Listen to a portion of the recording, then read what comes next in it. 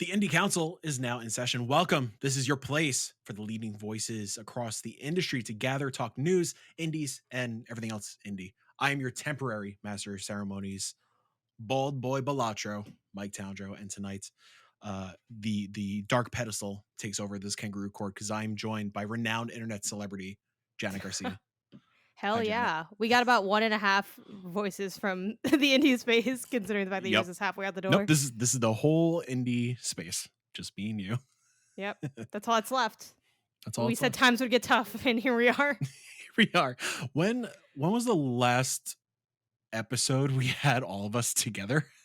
Like That's a great question. It has to have been. we had one episode in 2024 together, right? I think so. Yeah. I feel like we looked at that big calendar together, at least for sure. Yeah. Yeah, Okay, like I that's remember good. that. I do enjoy the subdivisions. I don't know if the other combos have names, but like you and me, it's like, oh, it's dark pedestal time. Yeah. Yeah, we're very much trendsetters in that way. And This is actually a special edition of the show because everyone else is sick and tired. yeah. Uh yeah, Jenny and Jill, they're Went up eepy. the hill.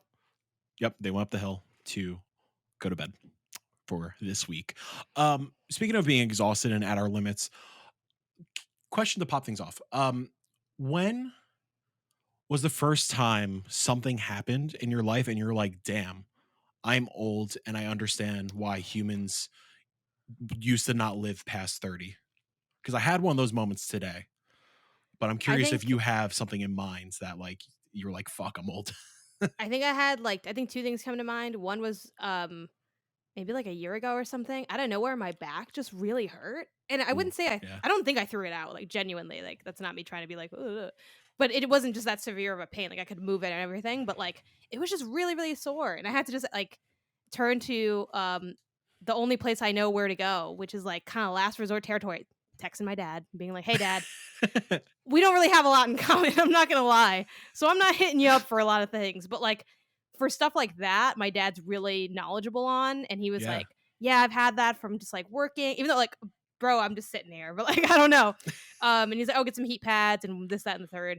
And then I had another one not too long ago where I forget what it is. I think just the realization that I'm gonna have to like put more effort into taking care of my body in order for it to be at a base level. Yeah. I Just feel like that's base finally functionality. said it. That's finally setting it, and maybe I got away with not knowing that because I've been running so often for like the last 10 years. Like this is the Sure. first year that I'm really like I'm not going to run because I want to focus on other stuff. Turns out when you do that, you actually just do nothing cuz I'm like not putting in I'm like, "Oh yeah, I'm going to like skate and weight train." And I do want to do those things and in my mind I will do those things, but like I've mostly just stopped running. Like I'm not really so maybe the That's running was very also good helping though. more than I thought, At I least got you to get got back to it. that. Cause like your boy, between like this sporadic trip to New York and like all this stuff and being Oh sick yeah. afterwards, dude, I haven't been to the gym since New Year's Day, and I feel like a goddamn gremlin. And I really need to get back on that train. I'm gonna probably go tomorrow. I did start. I had a big epiphany last week for Valentine's Day. Me and Kelsey went to go get massages. Ooh. Oh my god, dude! Like this is the second massage I ever got. We got one over Oh, yeah. lockdown for that Valentine's Day.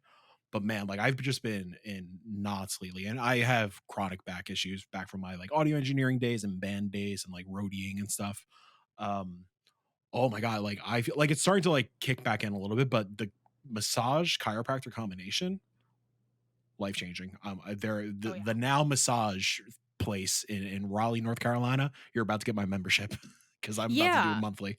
I got gifted from my partner, like, a year of massage envy, so I had done that, like, last year, which was cool. I'm looking at, like, what's next now because I do as much as, like, it kinda sucks to, like, throw the money into that because it is, like, a very easy like, it's an easy, like, cut out of the budget, right? But it's Of like, there's course, so much yeah, value in it there that I'm really like, I'm gonna is. have to find a way to, like, and I kinda encourage everyone, like, if you can figure out the money even if it's, like, once a year, every single Yeah. whatever the highest frequency you can do comfortably, I think that's where I'd wanna be, so we'll see when I can get another one because yeah, those are so helpful. It's yeah, like I couldn't believe how, like I knew it was gonna be there was gonna be a difference, but I can't believe like how night and day I felt, especially after the turmoil my body went through this past month Oh, of like yeah. being on like my uncomfortable childhood bed and like all this stuff. Ooh. Yeah, that's Yeah. tough. What was your first time of being like, the body can only take so much? Probably in college, or maybe like yeah, probably like early college, like back when I was like in and out of bands. I remember we were playing a show with Silverstein. It was a festival, like this like emo festival, and the venue we were playing at, the load in, is like just a massive steep set of stairs, and we had to carry all of our gear up and down the stairs. I was the bass player, so like my amplifier was the most massive piece of gear that we had. Um, it was a snowy day. I slipped at the bottom of the stairs. The amp fell on me, Oh my and god. in front of Silverstein, which is like one of my favorite bands, they laughed. It was fine. They helped and asked if I was okay. Shane is great. Um, so yeah, like in the weeks after, I really noticed that just like normal movement wasn't really possible anymore. I feel like Just that's standing more around, not great. isn't that more though, like, an injury moment than like a I you know yes, what I but mean? I, It's not like you I just got washed. You're like, "Oh yeah, an ant fell on me." Turns out was not the same after. but It's like, I think that's what opened up the floodgates. Cause like ever okay. since then, like just like standing for a long period of time, like I don't know how the hell I do. Well, I do know how I do PAX is it's bang energy in Celsius. Um, just standing around hurts. Like my mid back just like tightens up so much, and it gets like Mhm. to a point where it's hard to breathe sometimes. Hence the chiropractic and the massages being like a lifesaver. But today I was catching up with my neighbor, and like I was hanging out with the pup. I went to go kneel or like just crouch down a little bit to have her sniff my hand. The dog, not the neighbor. Um, just for Important clarification. distinction. And dude, my knee cracked so hard and so loud. I thought I tore like my ACL or something because Oh my like god. the amount of pain I was hiding behind my fake ass smile trying to talk to my neighbor, it was excruciating. And it took me an extra like 15 minutes to get up the stairs back to my PC to return to work. Damn. Yeah. We're all just like one wrong turn away from being like Dr. Cox from that episode of Scrubs where he like, Oh yeah. "Oh yeah, I can still dunk." He dunks and he dislocates every part of his body and just Dude, stands that's it. there. Yeah. We're one bad PAX or bad SGF away from Yeah. being just potatoes. But enough about potatoes. There's a lot to talk about today. Let's get into some indie news, aka what I like to say is the most exhausting day of 2024 so far. I don't know if you feel that way. I sure It's as up hell feel there. that way. Uh, this morning, I woke up to an interesting tweet. NeoStream breaks silence on Little Devil Inside and shows 6 minutes of new footage. I'm going to read this from their Kickstarter page. Look how, oh my God, it's so bright. I'm too white for this. Jesus Christ. From their Kickstarter. You're never too white to talk about video games. Don't worry. It's true. It's true. It's a privilege. uh, update titled Despite All. Dear all, began with a dream of two brothers. You supported, we became a team, then grew into a company and tried many hands to make light work. Along the way, in all efforts to making a great game, many great people have come and gone. People with respectable but different purposes and pursuits. In sharing these differences and thoughts, we were sometimes touched and moved and sometimes in conflict. We are responsible for not being able to embrace the differences. And of course, sincere apologies to you all. So now we're back to a smaller bonded team with a single common purpose just to make a great game.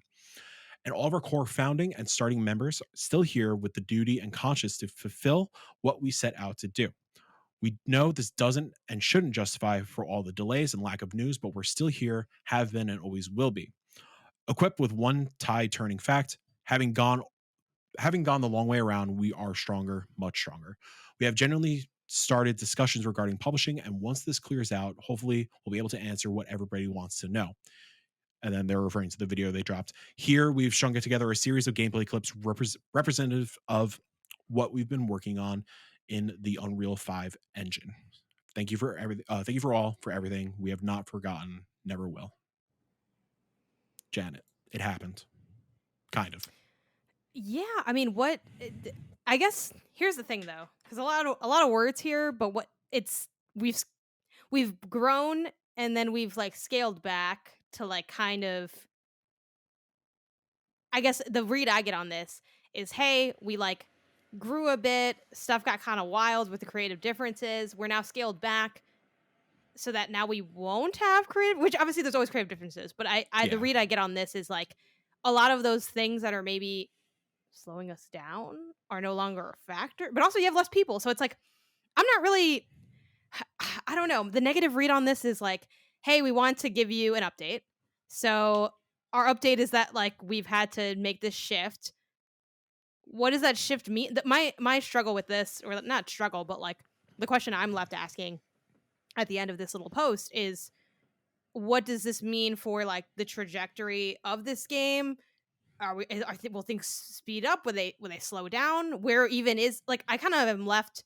I was given information, but I wasn't given what meaning should I take away. Obviously, they are trying to spin it positively, like, hey, like we're here together and we want to make a great game. But again, even to their point, that was always true. So it's like, what exactly is the key takeaway here? What's your read on this? What do you leave with? Yeah, I think this is very much the pressure of, hey, is this game ever coming out? Did it silently get canceled? So I think this was very much just like a, hey, we still have a pulse, we're breathing. To prove we're still working on it, here is 6 minutes of footage that you've never seen before. When dropping this into our DM this morning, Jill responded, interesting way to get around insulting PlayStation. So I'm curious if there was some first party differences involved. Like I'm sure that the team did scale up to maybe meet the demand of PlayStation's expectations, especially being one of the standouts from that initial PS5 reveal showcase. Like I'm sure there was a lot of pressure that came along with that. Um, and yeah, if you maybe like my read is there was that pressure potentially, whether it was direct or passive, or maybe not even intentional. They scaled up way too quickly and they lost sight of what the game was trying to achieve to begin with. So yeah, like they said, like something along the lines of like they took the long way around. It very much feels like that. It feels like maybe they've not wasted the past few years, but yeah, kind of lost sight of where they were going for the past few years. And yeah, finally for, to sound a little hallmarky back to their roots. And, judging by the footage that they showed off, I don't know where you were at with that last state of play. I I definitely wasn't feeling it that last state of play. That kind of like took me away from it quite a bit. These 6 minutes look dope as hell. I think the game looks super sick at the moment. And I really hope that is a result of scaling back down and like finding that original vision again. And yeah, I think it's really cool. So hopefully, it's great to get like a pulse on it. And you know, I still don't think it's a 2024 game. Like I still Yeah. think like this game maybe at this point late 25 still, especially if they are in this like reset period. But it's cool. It was a nice surprise to wake up to. So I'm glad to see that like they did what they had to do to get back around to it. Do you think this puts a pause on the meme of where is little devil inside because they technically have said something, or is this still like, well, yeah, but I'm still looking for, or were people kind of like, what's your feeling about it? Are you like, hey, I'm done meme asking about it because I don't think they're gonna show it to me at this point, at least this calendar year? Um, I think it's in that Hollow Knight area still, that Silk Song area of like, okay, cool, you said something, but where the hell is it? Like, give Yeah. us that new. Like, they even refer to it like we still are. We're not ready to give you the news that everybody's expecting. At least they're acknowledging it. Versus Hollow Knight and Team Cherry being like, listen, we'll talk when we're ready. Like, we ain't gonna say anything. So maybe it's a little better than that, and maybe it'll silence those folks a little bit. But I think it's still meme worthy. It's still like one of those unicorn indies that whenever it comes out, it's going to be a big event, whether it's going to, meet the expectations or not. Yeah, I guess too. I feel like I've been so in the weeds on this game that I've almost lost sight of, it's like the forest trees thing. What is the elevator pitch of this game, like genre wise That's a and all that? great question. Cause As I, I type frantically in the key. so from what Like I if I were could to write a gather, description on Steam, what would I have written?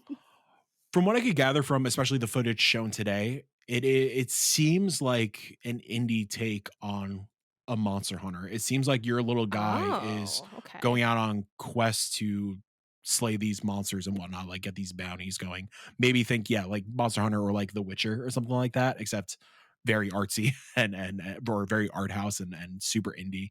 Um, Maybe more hack and slash versus like what Monster Hunter does or what The Witcher does. That's kind of my read on it. But like I don't think they explicitly said genre or anything like that, or really like This expressed Kickstarter is what this so game is? old for platforms. They Dude, mentioned it being yeah. on the Wii U. So if you go to that YouTube page, I don't know if it's I just still like got the top aged. comments, but Yes. one of the comments was, "I kickstarted this 10 years ago. I'm so excited." Yeah, I mean, that kick like and it's hits a tough spot because on okay, so also let me just read from, the horse's mouth here. Yeah, Kickstarter. Little Devil Inside is a truly engaging 3D action adventure RPG where you are thrown into a surreal but somewhat familiar, okay, setting with humans, creatures, and monsters to interact with, learn, and hunt. Yeah, I think you're and this is Journey Survive and Discover. I think you're like kind of Witcher, kind That's of, what it seems like. monster. Yeah, it's like okay.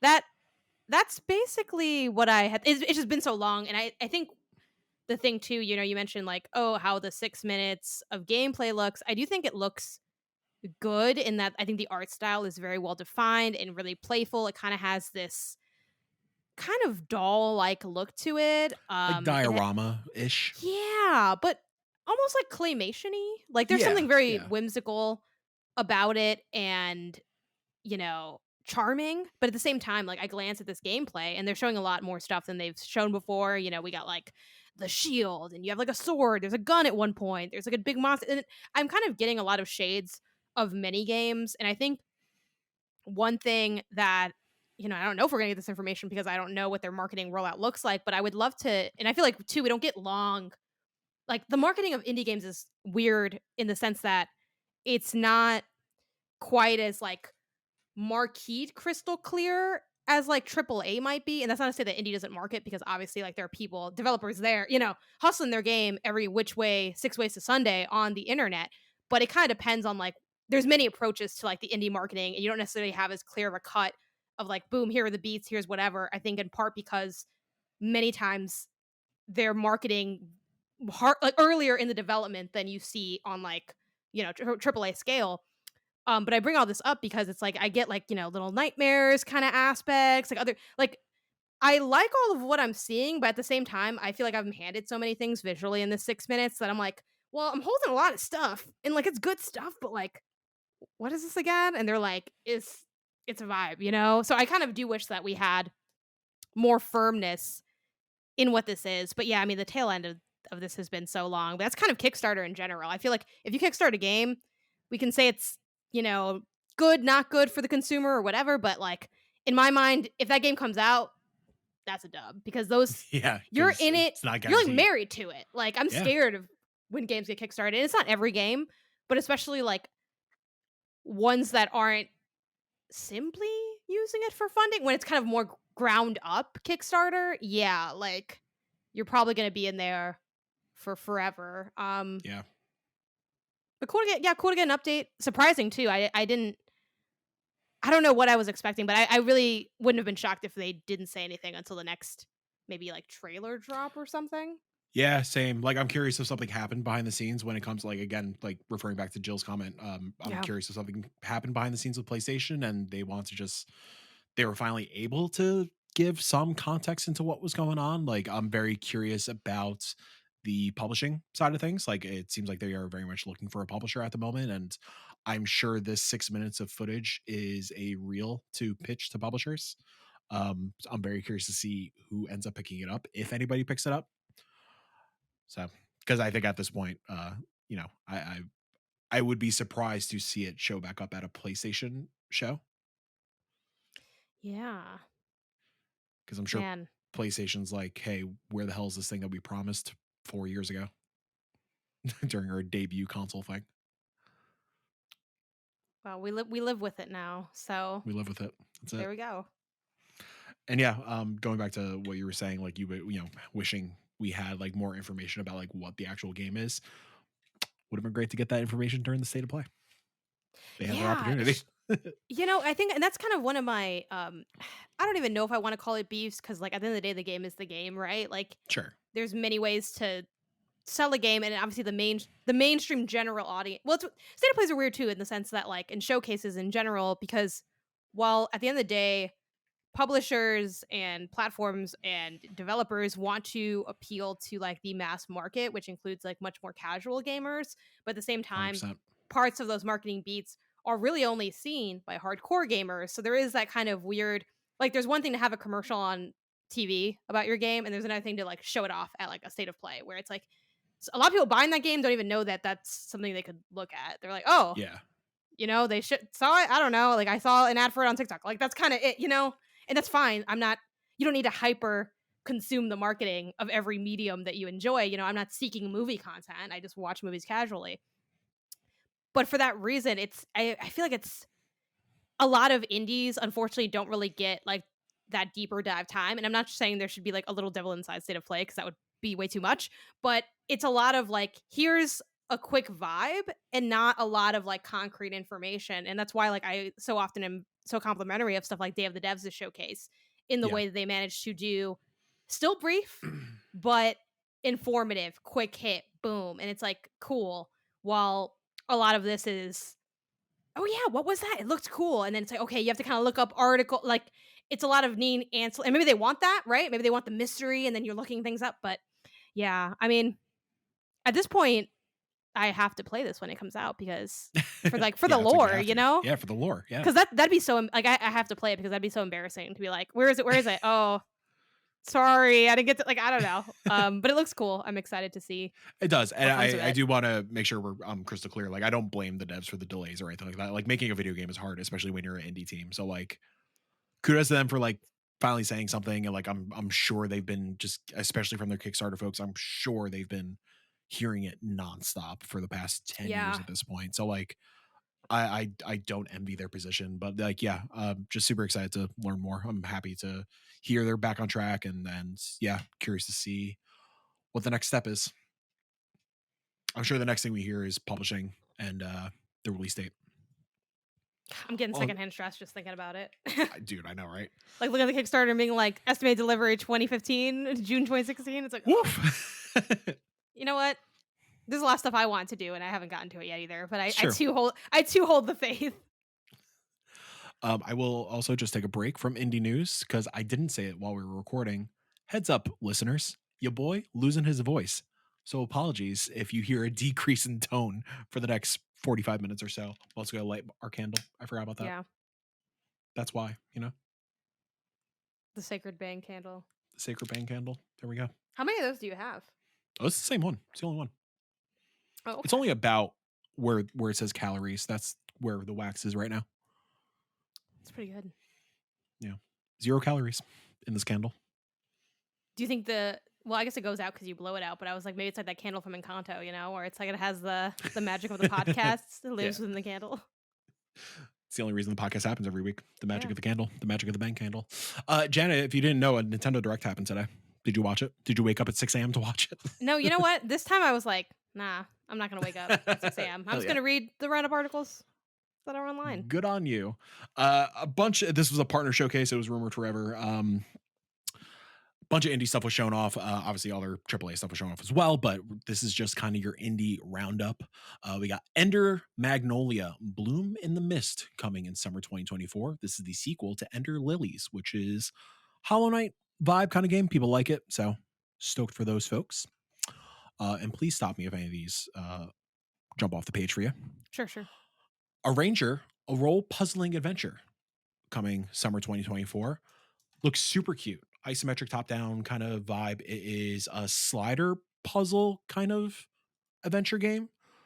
Like you are on like rows, like conveyor belt rows, and as you're moving the conveyor belt, if there's like an enemy on that same belt, it moves along with you. And you have You know to what's funny? So many things. Two things. One, I read a roundup of like what they showed, and like the roundup didn't include a lot of these games. So which I get, I but know, like right? I don't know. Y'all could at least put. I hate when roundups only have like the highlights. At least put some bullet points at the end, even if I get. I know. That's it. You know what I mean? Like, because I Also, usually use them for like referring back. And Yeah. when it's like missing stuff, it's like kind of annoying. But go ahead. also like put your roundups in order, please. Like give me what started, what was the middle, what was the end. Like don't give me the most hype thing to begin I with. don't know. I don't know if want I the run need of the show. order. The run of show is nice, but I get it. Because you know what I mean? Like, I can live with that. Sure. But I missing think I'm stuff is just like, that's too much. being on the inside, and as somebody who produces these showcases, I am such a sucker for like, okay, what opened? What was the next like No, I feel you. I feel all you. that kind of stuff. Because like the Yeah. closer of the show was weird. That ocean game that I forgot the name of. It was like a sequel to a Wii game. But Um, funny enough with the ranger, that was sorry, my yeah. second thing. I saw this on Twitter just, like, earlier today. Again, the Oh, mark sick. so that's actually how I found out about it. I wasn't in the roundups that I'd read. Yeah, this looks super cool. Debut from the team, according to, like, their little post about it. And, yeah, I just think it looks like a fun take on the genre and the style. Yeah. So yeah, I get a kick out of stuff like that. It kinda reminds me, I think just because of the fact that you're, like, manipulating squares. It kind of reminds me of like Backpack Hero, like that game where it's like Yeah. again, totally different genre, totally different style, but just the idea of I like the idea of maxing out a very specific mechanic. Bonus points if it's a mechanic that's usually like mostly for utilitarian purposes. Like you think about like Backpack Hero, it's like, oh, this is like the grunt work of gaming. And they're like, no, no, that's the game. So the idea of these little sliders being how you interact with the world, like moving around a sword to attack, like I just think it's a totally different angle on this kind of thing that seems really fun. Like use it for like puzzles and different stuff. So yeah, I'm excited about this one. Yeah. Looks super cool. Got another look at World of Goo 2. It's coming May 23rd. The roundup that I pulled from, I think it was Eurogamer I pulled from, they noted console exclusive coming to Switch first. Maybe because I was talking to Kyle at the same time. I thought I heard it as the co-op mode is a Switch exclusive, but I think that it would be Hmm. more weird if a mode was exclusive to a console. So yeah, May 23rd, regardless. Uh, my most hype thing of the showcase, another Crap's Treasure, April 25th. Let's go. Cannot wait for this goddamn game. Nice. Also, full voice acting. This trailer ruled. I wasn't expecting a fully voiced Crab Souls like. I can't wait. It sounds I wonderful. Sounds love charming.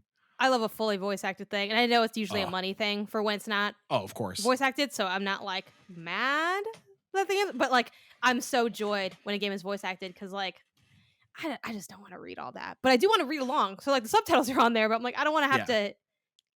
to, be as tuned in a sense, so that's very cool. Yeah. And very much seems like it's matching the vibe and the tone of like Aggro Crab as an entity in general. Like it Yeah. just seems super charming and like not taking itself super seriously. A couple voices like I felt like I recognized. Like it's just like it seems like hella anime, which I really appreciate for this kind of game. Yeah. So yeah, April 25th. Can't wait. I think too, Uh, it's a good chance for them to infuse more of not just, like, aggro crab. For some reason, I was like, "What's the name of this crab?" But not just, like, the energy of, I think, the marketing, but also the energy of souls. Like, I think there's a lot of room for, like, playful, cheeky takes on the genre within that, so I think it's gonna be a fun one to be voice acted. yeah, for sure. And I do want to give them a special shout out as well for having their big day and their big moment an hour before the Elden Ring drop. Uh, Yeah, I guess I didn't Unfortunate timing. really think of that. That is I mean, yeah, I mean, that is a little unfortunate. What are Yeah. you gonna do? Yeah, I mean, like, it's not as bad as, They come out there's this before, at least, they which come is out good. before, so, like, there's this other, like, bigger budget indie Souls-like coming, called Anotria. It's like I don't know if you've seen it, it's based, like, in Renaissance Italy, and it looks super dope. They announced their release date last weekend for June 21st, and that's the Oh, Elden that's Ring DLC terrible. day. Yeah, That's literally the same day? it's literally the same day. No, that's awful. So I would expect Inotria is going to announce a delay at some point in the near future. Unless they Yeah, stick to their guns. Like, bless them if they decide to stick to their guns, but like, nah, dog. that sucks. Yeah. Um, Big surprise from the show. Out today, Penny's Big Breakaway. Very excited. This is from the Sonic Mania team. Jen, I don't know if you know this about me. I do like that Sonic the Hedgehog. Yeah. Little known secret about me. I How don't really fast do talk you about need it to go in much. this game for you to be satisfied? Um, it's not about physical speed, it's about the speed of your heart, you know? Okay. So I think Penny has a lot of heart from the little that I played so far, but we'll talk about that later. Suika game, not really indie, I know, but Suika game got a multiplayer mode expansion. So I think co-op competitive. I don't know. There's times 2 fruit on the screen. That's what I got from it. Pepper Grinder got a release date for March 28th. There's a Switch demo out now. Pepper Grinder rules. I played it during Yeah. Next Fest. Very excited for the full release. Snufkin Melody of the Moomin Valley, March 7th. Shout out to the Snufkin sickos. And then not indie, but a special shout out to Pocket Card Jockey Ride On, out now on Switch. Do you know Pocket Card Jockey? Yeah. I think everything I've learned about it is against my will, not in a negative way. Like I hear the game's awesome. But the people who love this game, They don't shut up about it. it's been heavily evangelized, and I think it just dropped at the right time for, was it 3DS that it came out? So I mean, Yeah, again, 3DS. don't gotta spend a lot of time on it because not technically indie. But before this was on Apple Arcade, I think for a little bit too. So I saw a lot of people tweeting about, hey, like if you know you like just were looking for a new platform or you just want to show like the team some love by like making a purchase, because while it's great that Apple Arcade is a mobile place that doesn't have in-app purchases, you also then can't like buy the games, which is kind of like the trade-off there. So yeah, cool to have options. Yeah. That's all the indie stuff from the Direct. I think it was a pretty solid Direct, especially like just talking about the indie stuff in general. Like I'm stoked about Another Crab's Treasure, Penny, and Pepper Grinder. That's kind of like 3 bangers. And obviously there's Yeah. things like on the outside, like Monkey Ball and whatnot that are kind of cool as well. But yeah, Yeah, I it think was a indie good show. specifically, this is pretty strong in just a sense of like some new cool content, and some like, again, bigger name with indie, it's always kind of like a little debatable. I guess it's like marketing push really. But like, we got the heavy hitters with like Devolver coming out. We have like the titles that you may not be as familiar with, but that look cool, like a Ranger, again, a debut from the studio. So it's kind of a nice spread. While frankly, the partner showcase, like outside of this, was a lot of like from 20 years ago, a new entry or like a remastering of like, it definitely was, and that's a lot of Nintendo Directs lately, like old game Yeah. old, like so it's, which again, that has its audience too, but it is kind of a specific lane that they revisit quite often. So it's nice to see something a little fresh. Like Switch still has games, it's still trucking along. We're not getting a new one anytime super soon, so Yeah, one more year. we have Switch at home, so We have Switch at home. It's called the Steam Deck. It's great.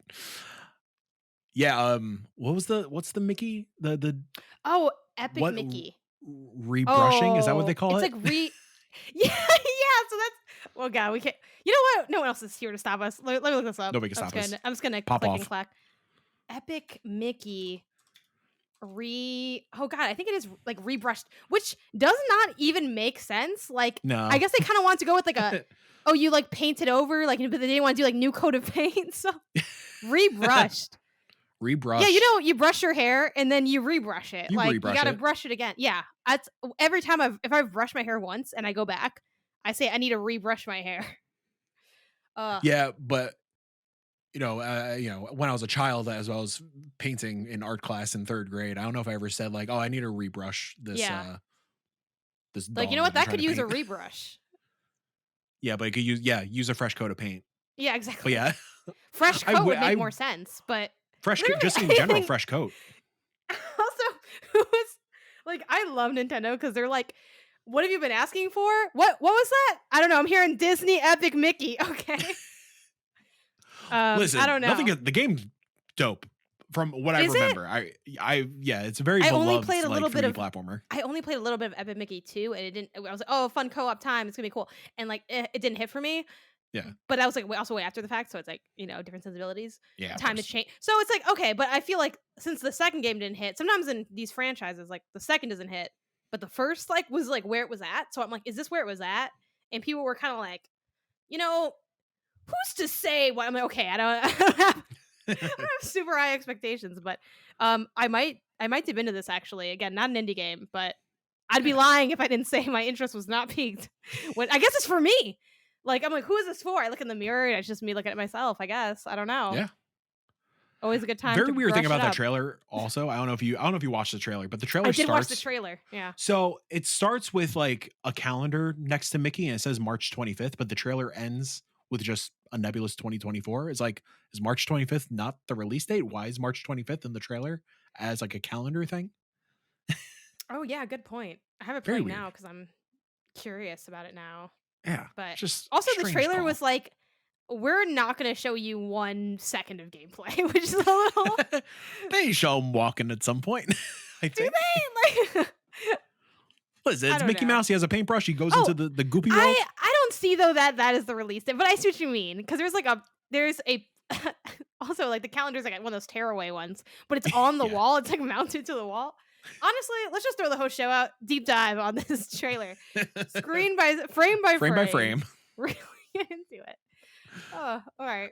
I would recommend giving it a shot. I might, Yeah, depending on like I plan to, even though depending it's on like what the season is looking like and like how flooded we are with shit. no I like might jump back in. I had told Ben I'm like we should just all like go ham on this, like, when it comes out, like, why not make a whole episode? He's like, "Honestly, if we have the time, I'm thinking of making a deepest dive." I was like, "What are we gonna talk about?" From anyway. Also, that Super Monkey Ball trailer, Mhm. how it has 16-player multiplayer, I don't understand how that tech works. Was everybody tilting at the same time? Or like is the world just constantly tilting in 16 different directions? I don't get it. I don't I don't understand know, you, Sega. Super Monkey Ball is a whole time. That's It something is a that I feel whole like time. I would take an indie twist on Super Monkey Ball just because What if I told you that it exists? what is it? I can't tell you the name. I'll Okay. find it. It does exist. I thought you just made it up and you're like, "I didn't think you'd ask me about it." But, yeah, because that game I mean, I love it at the arcade when you have, like, the actual ball. I don't know if you've ever done that. It's, like, so cool. You can, like, roll Oh, it around. it's so dope. That's Yeah. so fun. Love it there. The Elsewhere, game love it less. Like, it's kinda messy. the game currently in early access is called Rolled Out by developer Rolled Polar Byte Games. rolled And yeah, out. you're a little hamster boy rolling Oh, around at speed of yeah. sound. I remember seeing this. Yeah, it was part of a GDQ maybe in the past couple years. It just seemed cool. It's a good idea, like, just being a guy and you're rolling around in a little ball, Yeah. but I wish that could be me, you know? sometimes rolling is too hard, and they're like, "No, this is exactly how we wanted it to be." I was like, "Alright, interesting choice." Would you ever go into one of those like big inflatable balls and Oh, like just yeah. have somebody like bash you to oblivion? I don't know if I'd wanna be bashed to oblivion, but I definitely would love to do what I think would be really fun is, like, when like, the thing with soccer where it's like you got your feet out Oh yeah. and you're in one of the orbs. Oh sure. I feel like that would be, like, super fun. Like, I really wanna do that, but, like, I'm not an entire company renting out a place to make my workers forget they didn't get a raise this year. Like, I don't know what to you know? I'm not sure how you access that as a regular person. I would love yeah, just enclose my entire body into one of those balls. Like no limbs out. Like give me an air hole. That's fine, I guess. And I just want somebody to hit me with like a Ford F-150 at full at top speed. I don't think that can be possible for you, I hate to say. If you support 61 Indie on Patreon, we'll What an make that ad for the happen. Ford F-150. Ford, if you want to talk, my DMs are open. Uh, Let's move on. Dice happened last week. Yeah, yeah, last week. last Thursday. Did you guys talk about Dice? No, No, oh, because it was yes, Thursday after. we made the, no, we did make the predictions, though, which time to scroll around for that doc to see if anything Oh, was right. it's the same doc, and I deleted it. I think. Oh, no, why is it the same doc?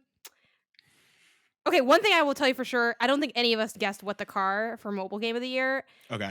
and also I think we all messed up too. Outstanding achievement for so let me just outstanding achievement for an independent game went to Cocoon. A mobile game of the year went to What the Car. Did I you guys believe our- not predict Cocoon for indie game? No, we went with Venba. Really?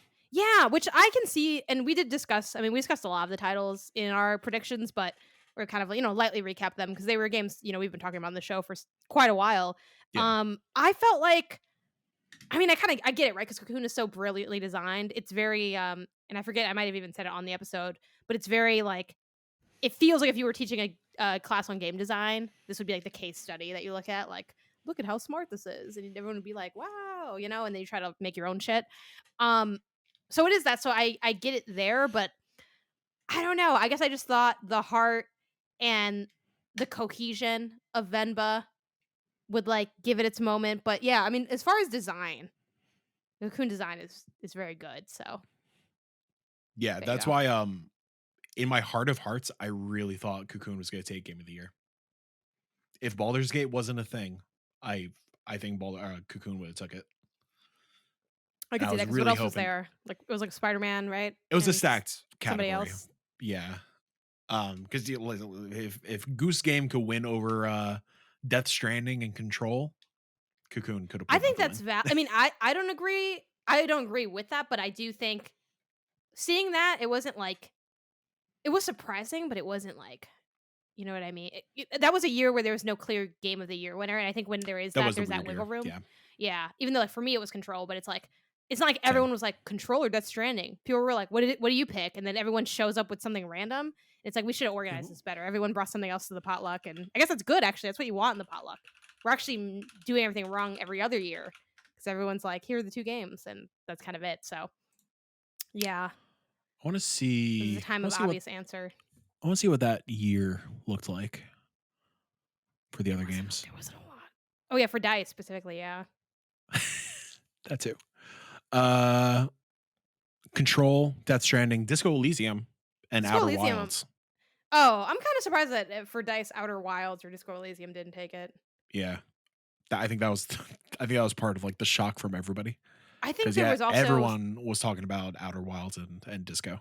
there was something about the goose, though, that, like, captured everyone's hearts. Like, the goose had people in a chokehold that year, and it's a Yeah, good game. Like, it's a I great game. enjoy Yeah. that game, but, like, looks into camera, you know what I mean? Like, I don't know.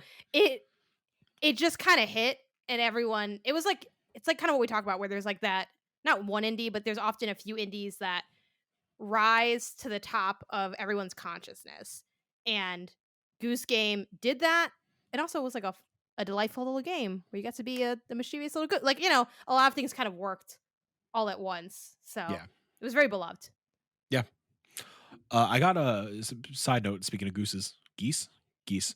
I got attacked by a goose last week. Yeah. How Yeah, was it? I hear they're vicious, right? dude, they're gnarly. Me and Do the Kelsey went to a wings come bird all sanctuary for Valentine's Day, yeah. and I fed a goose by hand. First goose, super chill, accepted the food, accepted my offering. Second Uh-huh. goose grabbed my palm and just throttled my hand like a dog tug warring for a toy. It was like my skin getting pulled and like just shaking about. Oh. A little bastard, yeah. Was And I there had these little. anyone that worked the sanctuary that was like, Oh, there's no time one to bring up around. another fight? Like, what's going on? It might as well been deserted. There was nobody there. That's scary. Did the other geese, like, come through? Was it like a smart tech 40-year-old virgin scenario where, like, they had backup or, like It definitely felt like that. There were definitely passerbys and innocent bystanders and like some ready to square up if they needed to, you know, get involved. I also got shredded by some parakeets. They nibbled on my tattoos.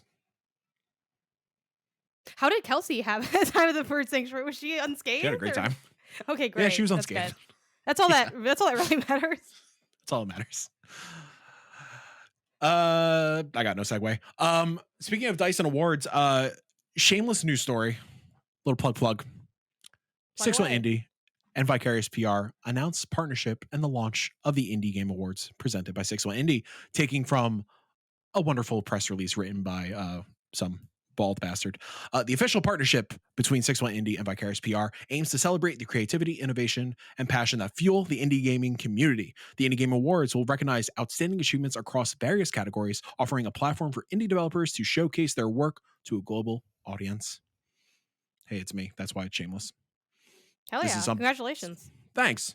Yes, we obviously talked to you, Jill and Jenny about this behind the scenes a little bit. It's no secret that obviously we'd love to have you guys involved. We were already kind of talking about that, but yeah, this is a passion project that we've been talking about and cooking for like years now. After like we had a couple of the showcases under our belts, that was this was like the next step of that, and yeah, Vicarious came along and all the everything just made sense. And with their support and resources and their passion for the indie scene as well, we're gonna do it this year. So yeah, and I want to assure people listening, we are going to do it right. Like we are listening to all the feedback from last December and everything that was going on. We want to make sure we get this right. So yeah, looking forward to a new annual thing for the indie scene. Obviously, like we're not going to be the only ones that do this. Like Debug has their thing, and I'm sure there's going to be other parties that come up with awards as well. And we welcome it. There are plenty of games to go around, and everybody deserves their own take on recognition and so on and so forth. But yeah, super excited to get the ball rolling in the Hell yeah. nebulous year of 2024. It's wild how much stuff you produce. Do you feel like that you're at your limit for production, or do you feel like there's still gas in the tank? Or is the tank on E and you're like, "Hey, the car's still rolling." I will say at the moment, this is probably the limit. Like the idea was always to do 3 major productions per year. So the March 20th showcase, which we're currently in production right now, I'm currently editing the show. We have our August 29th 6-way indie showcase ahead of PAX West, and then this will be end of year for the awards. Um, Vicarious allows us to put a little additional gas in the tank. Sweet. Like it feels great that like it is just part of my day job now that like I can spend like I don't have to necessarily spend countless nights and evenings on 6-way indie stuff and like doing these like edits until 3 a.m. now. Like I got that we all have backup now, which is great. So I think like this year in particular is just gonna definitely be like a big like figuring out not figuring out but like really setting this tone and like understanding how these productions go and like Vicarious and 6-1 like figuring out processes and whatnot and how we like truly gel with each other. But like as I think like like we're already like planning other things and like way to do like more sustainable and regular content at a bigger production scale to support even more indies um next year at some point because like the submissions this time around I might have mentioned it on the show but like for the March showcase we had over 1,000 games submit and we only really have the bandwidth to do or we only to produce a well-paced show, we only really do like around 30 to 35 games. So like Mhm. obviously we want to try to serve as many as humanly possible. So hopefully like as the year goes on and we definitely like the showcases at this point are definitely like like well-tuned engines. Like we know what the hell we're doing. Like super easy, super fluid. Um Once we get to that point with the awards as well, I think it'll just open up the opportunity to do even more and at a larger scale. So super excited. Nice. Whew, a lot of talking. I'm gonna take a sip. Uh, as I'm taking a sip, topic of the show because it's been such a busy day and for news and February's been wild for releases. I thought we take some time, and we're already 47 minutes into this podcast. Jesus, we'll take a little bit of time to talk about just like burnout and just how we handle a lot of the processes and like kind of piggybacking off what I was just talking about with 6-1. Like you know, how do we keep up with the industry and make sure we are staying healthy and like making sure we are really pacing ourselves well and not, you know, driving ourselves into the ground. We're both smiling and laughing for reasons. Janet, would you like to kick things off? Yeah, sure. How do you approach covering a game and keeping up with things? Ah, so many approaches. I mean, I feel like a lot of I feel like this is kind of a relatable sentiment. A lot of content creation is the triage, kind of methodology, which this is not to like, this is covering video games. It's not working at a hospital unit, but that kind of idea of Yeah. highest priority and then kind of working your way down, knowing that I think kind of just trying to accept when you might not hit whether it's a real deadline, a deadline you impose on yourself, which admittedly most deadlines we impose are technically on ourselves because again, what happens if you don't reach it? I post it later. Oh, whoa, it's like Oh okay, no. that's not really anything. Like it's not an actual consequence versus like other, there are industries where you really do need to like do certain things to keep society function. Like this is not, quite that level, right? But at the same time, you want to be covering things regularly. You want to stay relevant. You want to be on your P's and Q's. You want to like, if you're collaborating with other people, there's, sometimes that aspect of like, if, for instance, if all of us planned, I don't know, to talk about some game on a deeper level, or we've had ideas, that we've tossed on the show, I think even while recording of like, oh, what if we did an episode that's like, deep diving into like this genre? Okay, that would require, it's a great idea. I think we'll do those things, but it's like, okay, well, we got to like do the work, put in the time, get everything organized. So I think it's kind of accepting that you can't do what you can't do. Knowing that one thing I like to take solace in, or that I remind myself of, is not that you should be toxic if you're going to hit a deadline, but admittedly, like I've had those pushes where I'm like, you know what, I want to work on this thing, I want to get this video review done, or whatever. It's due this time. I want it up at the date because I'm vain. I acknowledge that, I accept it, and I'm going to take that, and I'm going to work really hard on it. One, giving yourself time back when you have those moments, But one thing that I really try to remind myself is let me not work myself to death and still also not even hit the deadline. And there's sometimes you have a project so big, whether it's a game, then you want to like talk about it in embargo. It's like, okay, realistically, how far out are we? You're not gonna make it. You could put everything into it and you're still not gonna make it. So you might as well be more comfortable and also not make it because the result is the same. It's not like you're changing the results a lot of times. So that's one thing I go back to.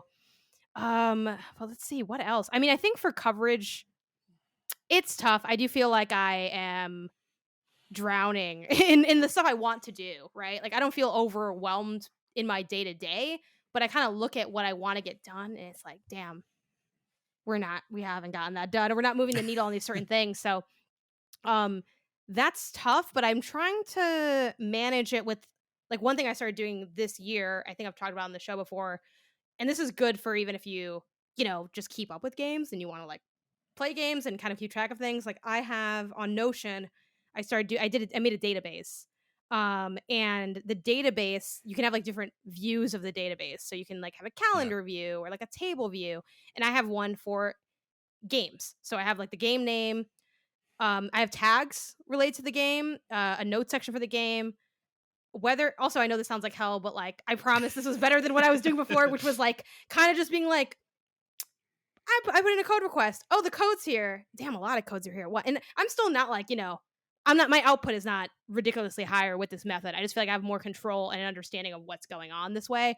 I got my code request. I have the outlet through which I requested because I get codes like from MinMax, which are like, I wouldn't say more casual, but inherently it's more like, oh, podcast conversation. If you get to it, you get to it. Versus codes directly to me, it's not like I always output something, but I feel like there is a little bit more of that onus of what am I doing with this?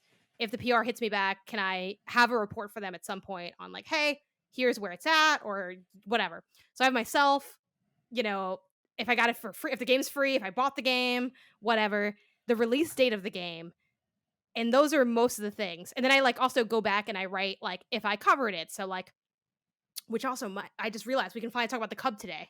We've been sitting on it for like 8 Oh, weeks. yeah, And you're I know right. that because of the database. So on the Cub, I put needs coverage, but then I put podcasted because I did talk about it on Remap. So I wrote a note there. Again, like, and PR generally isn't necessarily always like, hey, what'd you do? Nothing? Big black, it's not that Yeah, deep. like But it's good to kind of know, like, oh, yeah, actually, like, this is, I did play it and this thing happened. Or, I had a game that I played that PR hit me up about it. And they're like, hey, did you ever get around to this? And I'm like, yeah, actually, I did. Here's the VOD of the stream. Uh, Not gonna lie, English translation needs some work, so that's why I didn't take it further. And they're like, cool, like I'm looking for feedback. They were actually specifically also asking for feedback to kick back to the dev team. Which granted, I'm like, hey, you want feedback on your game? You got to pay for that. But a small sentence does not kill me, right? It's like, okay, cool, stay in the conversation, whatever.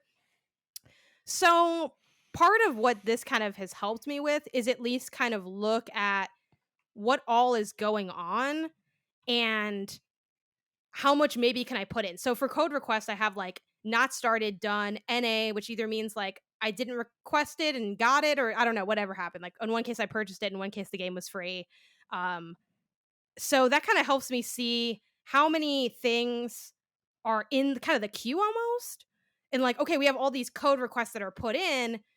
Look at the dates they come out. Okay, you might be able to kind of see how the pipeline is forming. And if you're not like us and plagued by making content, you can still use this, I think, for just like maybe you're thinking of budgets, money you want to yeah, spend on games. Maybe you're thinking games, that time is our most valuable resource, really. So you're still probably, if you are a gamer, you have probably thought about video games in relation to the time you have. Like, so this can be used for stuff outside of making content, but that's kind of where I've been at with trying to manage. And then for my own like content, one thing I want to do is I do want to start writing more on Pen and Pixels. I've kicked it up a little bit towards the end of last year, but it's like, okay, cool. Like I am still working on like my top 10 from last year, which is very late.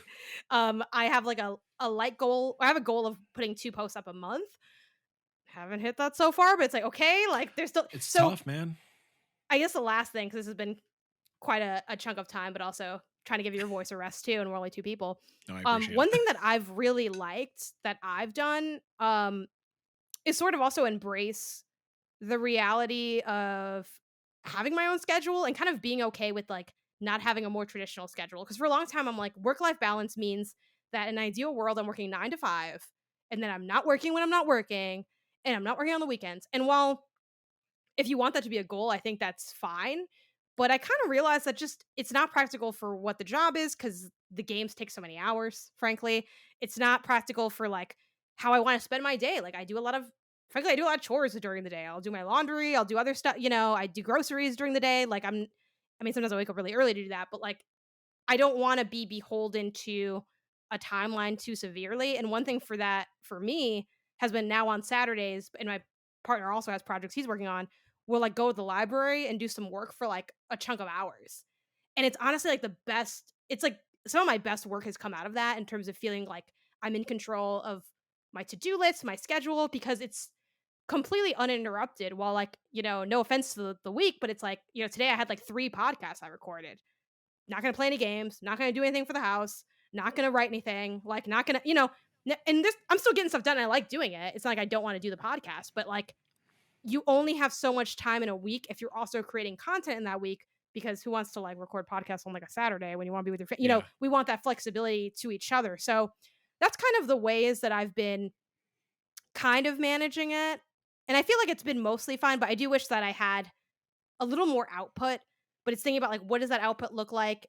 When am I making the time for that? What am I dialing back on? And then I think part of that is also stopping myself from taking on more to a degree because you can only take on so much. So, like, an idea I wanted to do but haven't done yet is I wanna add another stream to my week so I can stream more indie games and kind of have, a stronger presence in exploring the indie scene. But I'm like, I don't think it makes sense to scale that up right at this second. Maybe like a quarter 2 thing, quarter 3 thing. I'm also trying to look at the year in quarters and kind of really focus on what this timeline is and kind of maybe starting to see the ways, maybe having all these things like wasn't realistic or maybe I ran into like new problems I wasn't expecting. So, I guess a combination of flexibility in the schedule and also looking what is the all of what I have to do and what are maybe some potential things that might be additional challenges, And I do think to your point, the events have been wild. Like so many There's a showcase, like, lot. oh my God, you gotta react. Like it's just and again, not bad things, but it No, does it's all become good stuff. another It's all fun, but yes.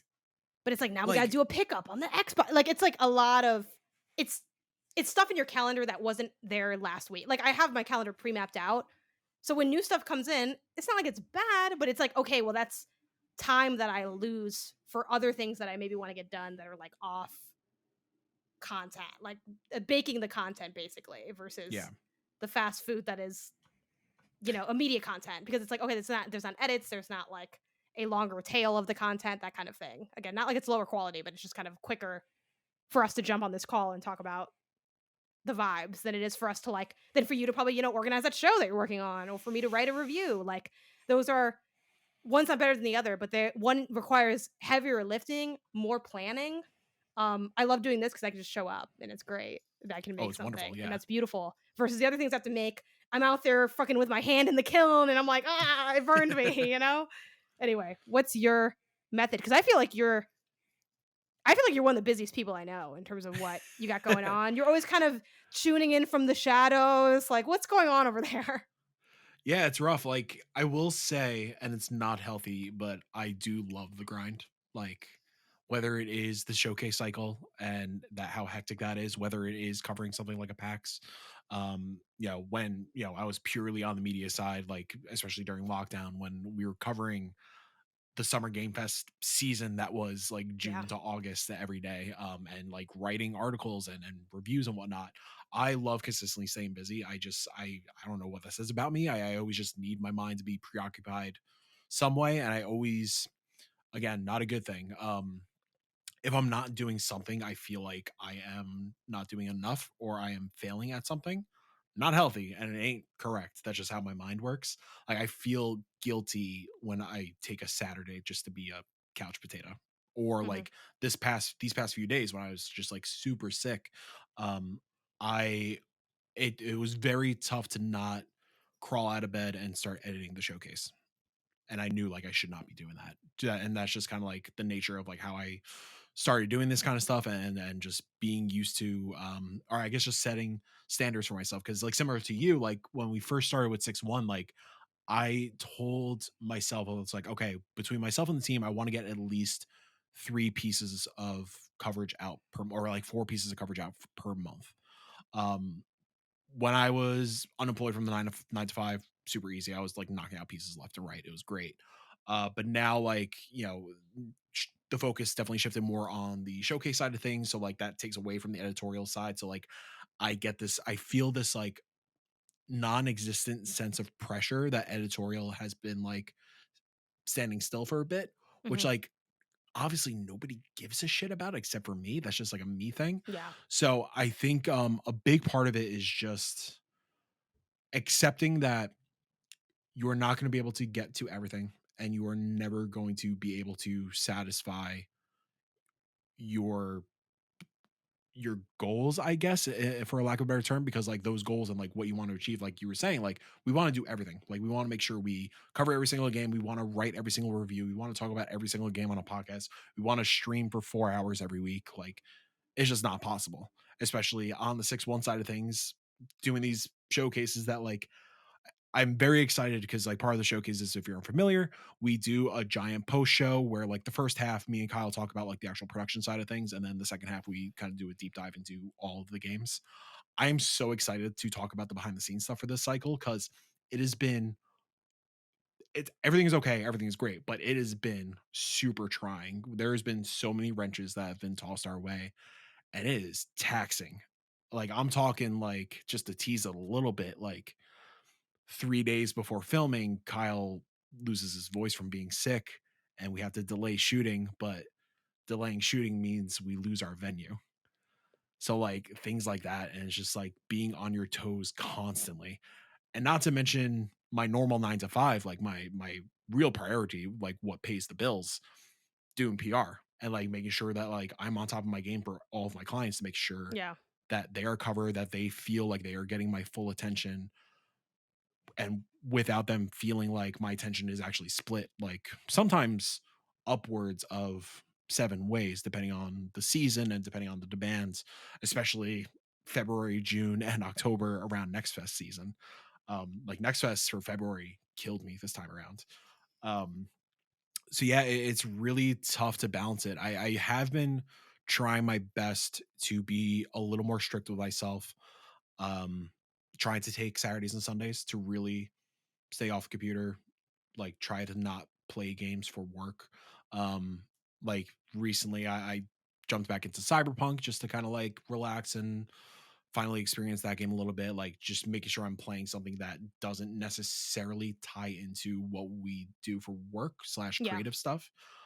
Granted, there is some crossover, like we'll talk about it in a little bit. Like I haven't been able to stop playing Balatro, but like that's the benefit of like it's a game I genuinely am just feverish about like jumping back into, and it Yeah. does benefit the content and whatnot. But like taking Balatro for example, that is a game that I told PR, I was like, listen, like I've been obsessed with this game since the first demo. Like I can't wait. I would love to write a review. I would love to do like one of these bite-sized reviews that we've been trying to get, or I've been trying to get off the ground for 6-1 Indie. Obviously gonna talk about in the podcast. We'll love to stream it, like all those things.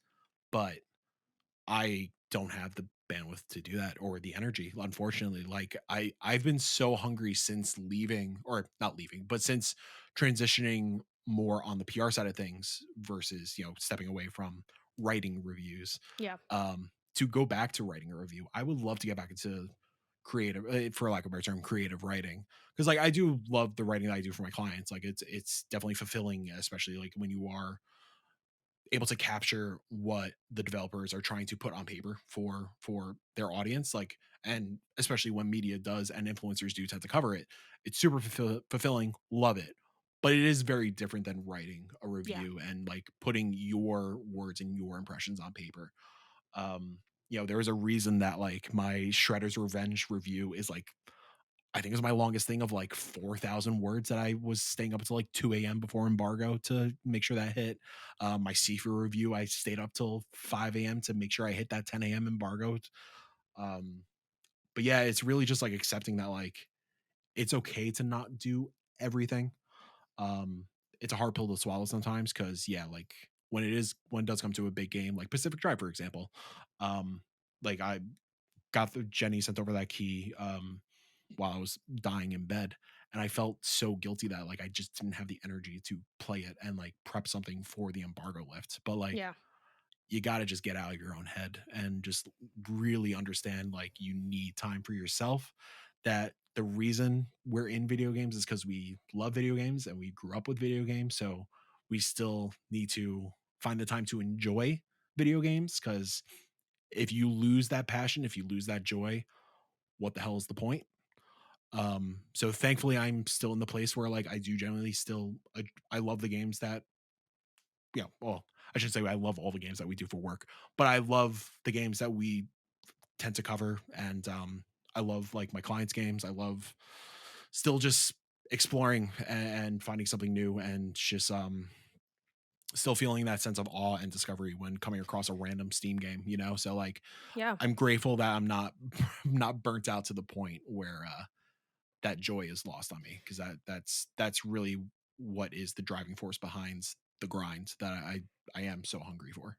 Yeah. For me, it's I've luckily never had like full on I feel like I haven't had full on burnout, but I think of that in terms of there's burnout where it's like I'm tired, like I'm almost burning out. I feel like I can be burning out, but it's more from like fatigue and like Yeah, just needing sure. a break and kind of a reset. While I definitely have, a lot of people have felt that, oh, like the burnout that's like apathy.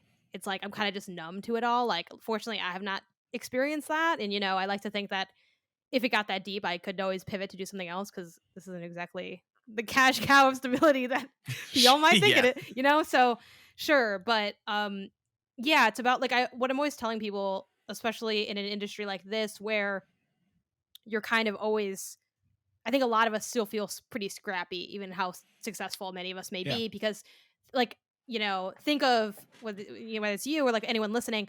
Think of the most successful person or a successful person that you know, either in your industry or in the industry you want to be in.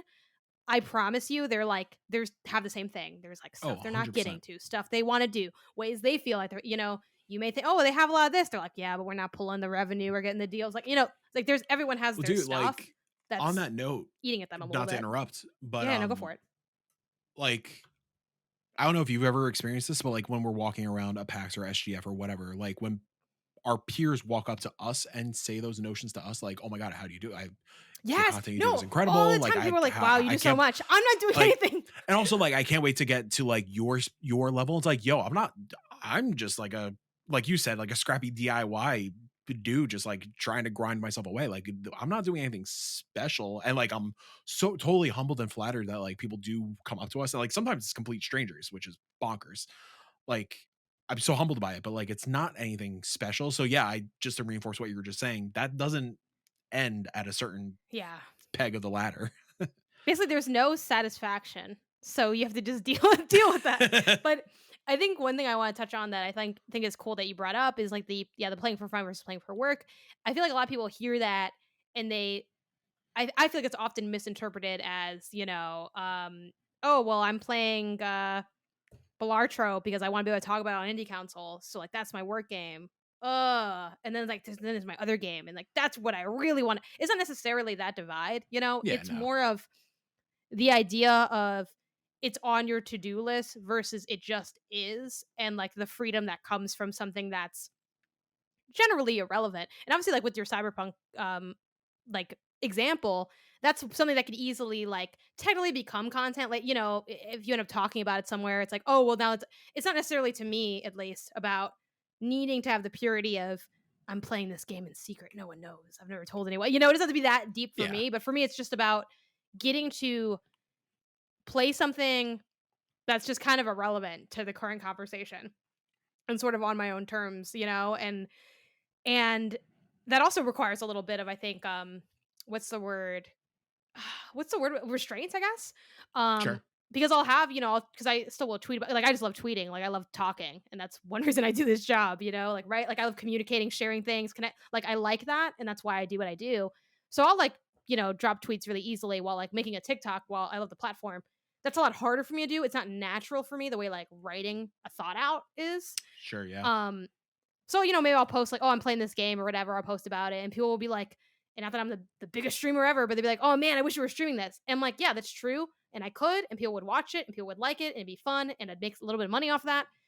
But we can do that with all everything. You know what I mean? Like if you look too much at it, you can become like kind of inundated with your own like pursuit of turning everything into content. It's kind of nice to like I like still having that feeling too, and I think that's something that I look for in, avoiding burnout, the ability to stop.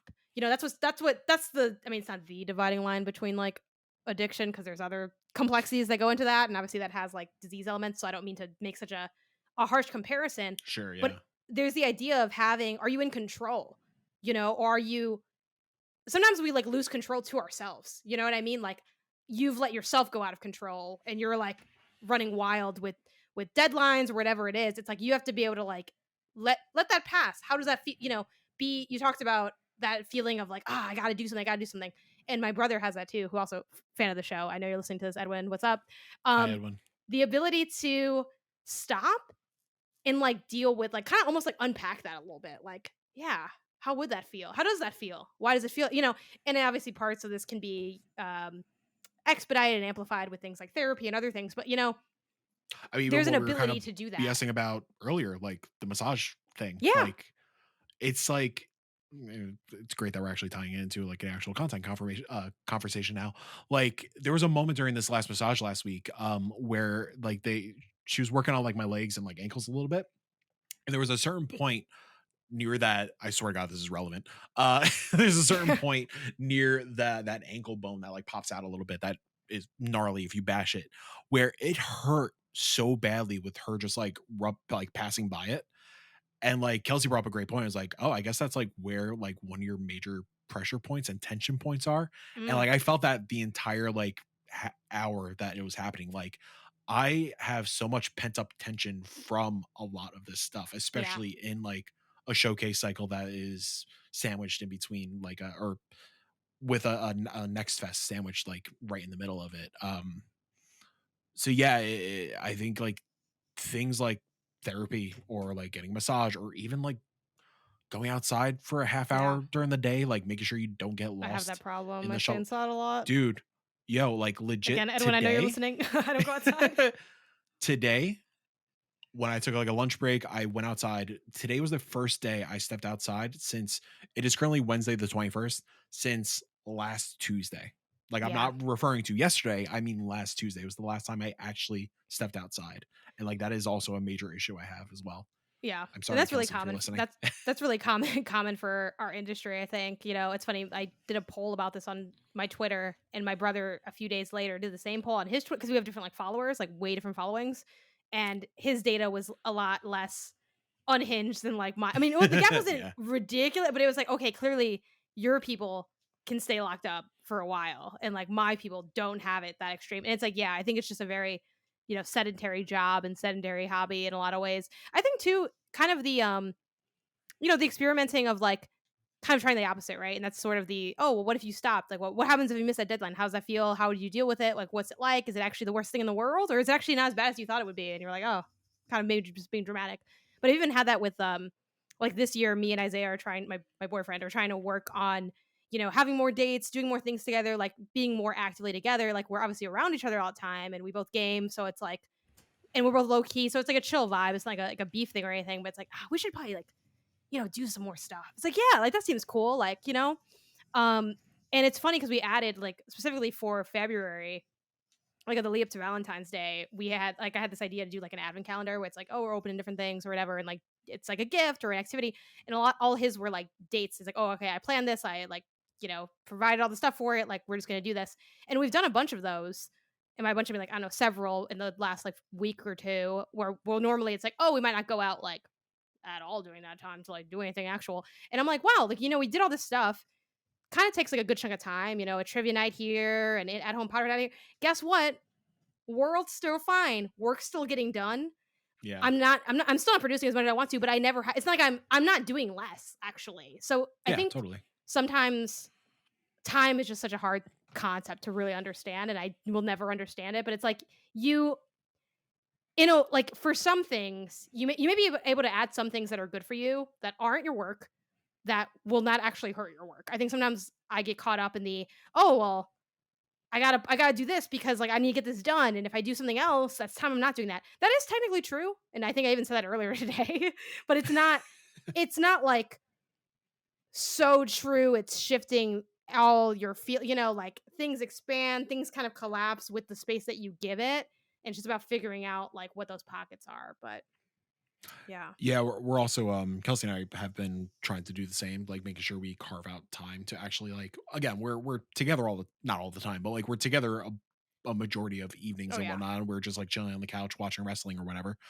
But like we are trying to make an effort of like, yeah, let's go down the street, go to the local bar, grab a bite, like let's go to Alamo, catch a movie, let's do this, let's do that.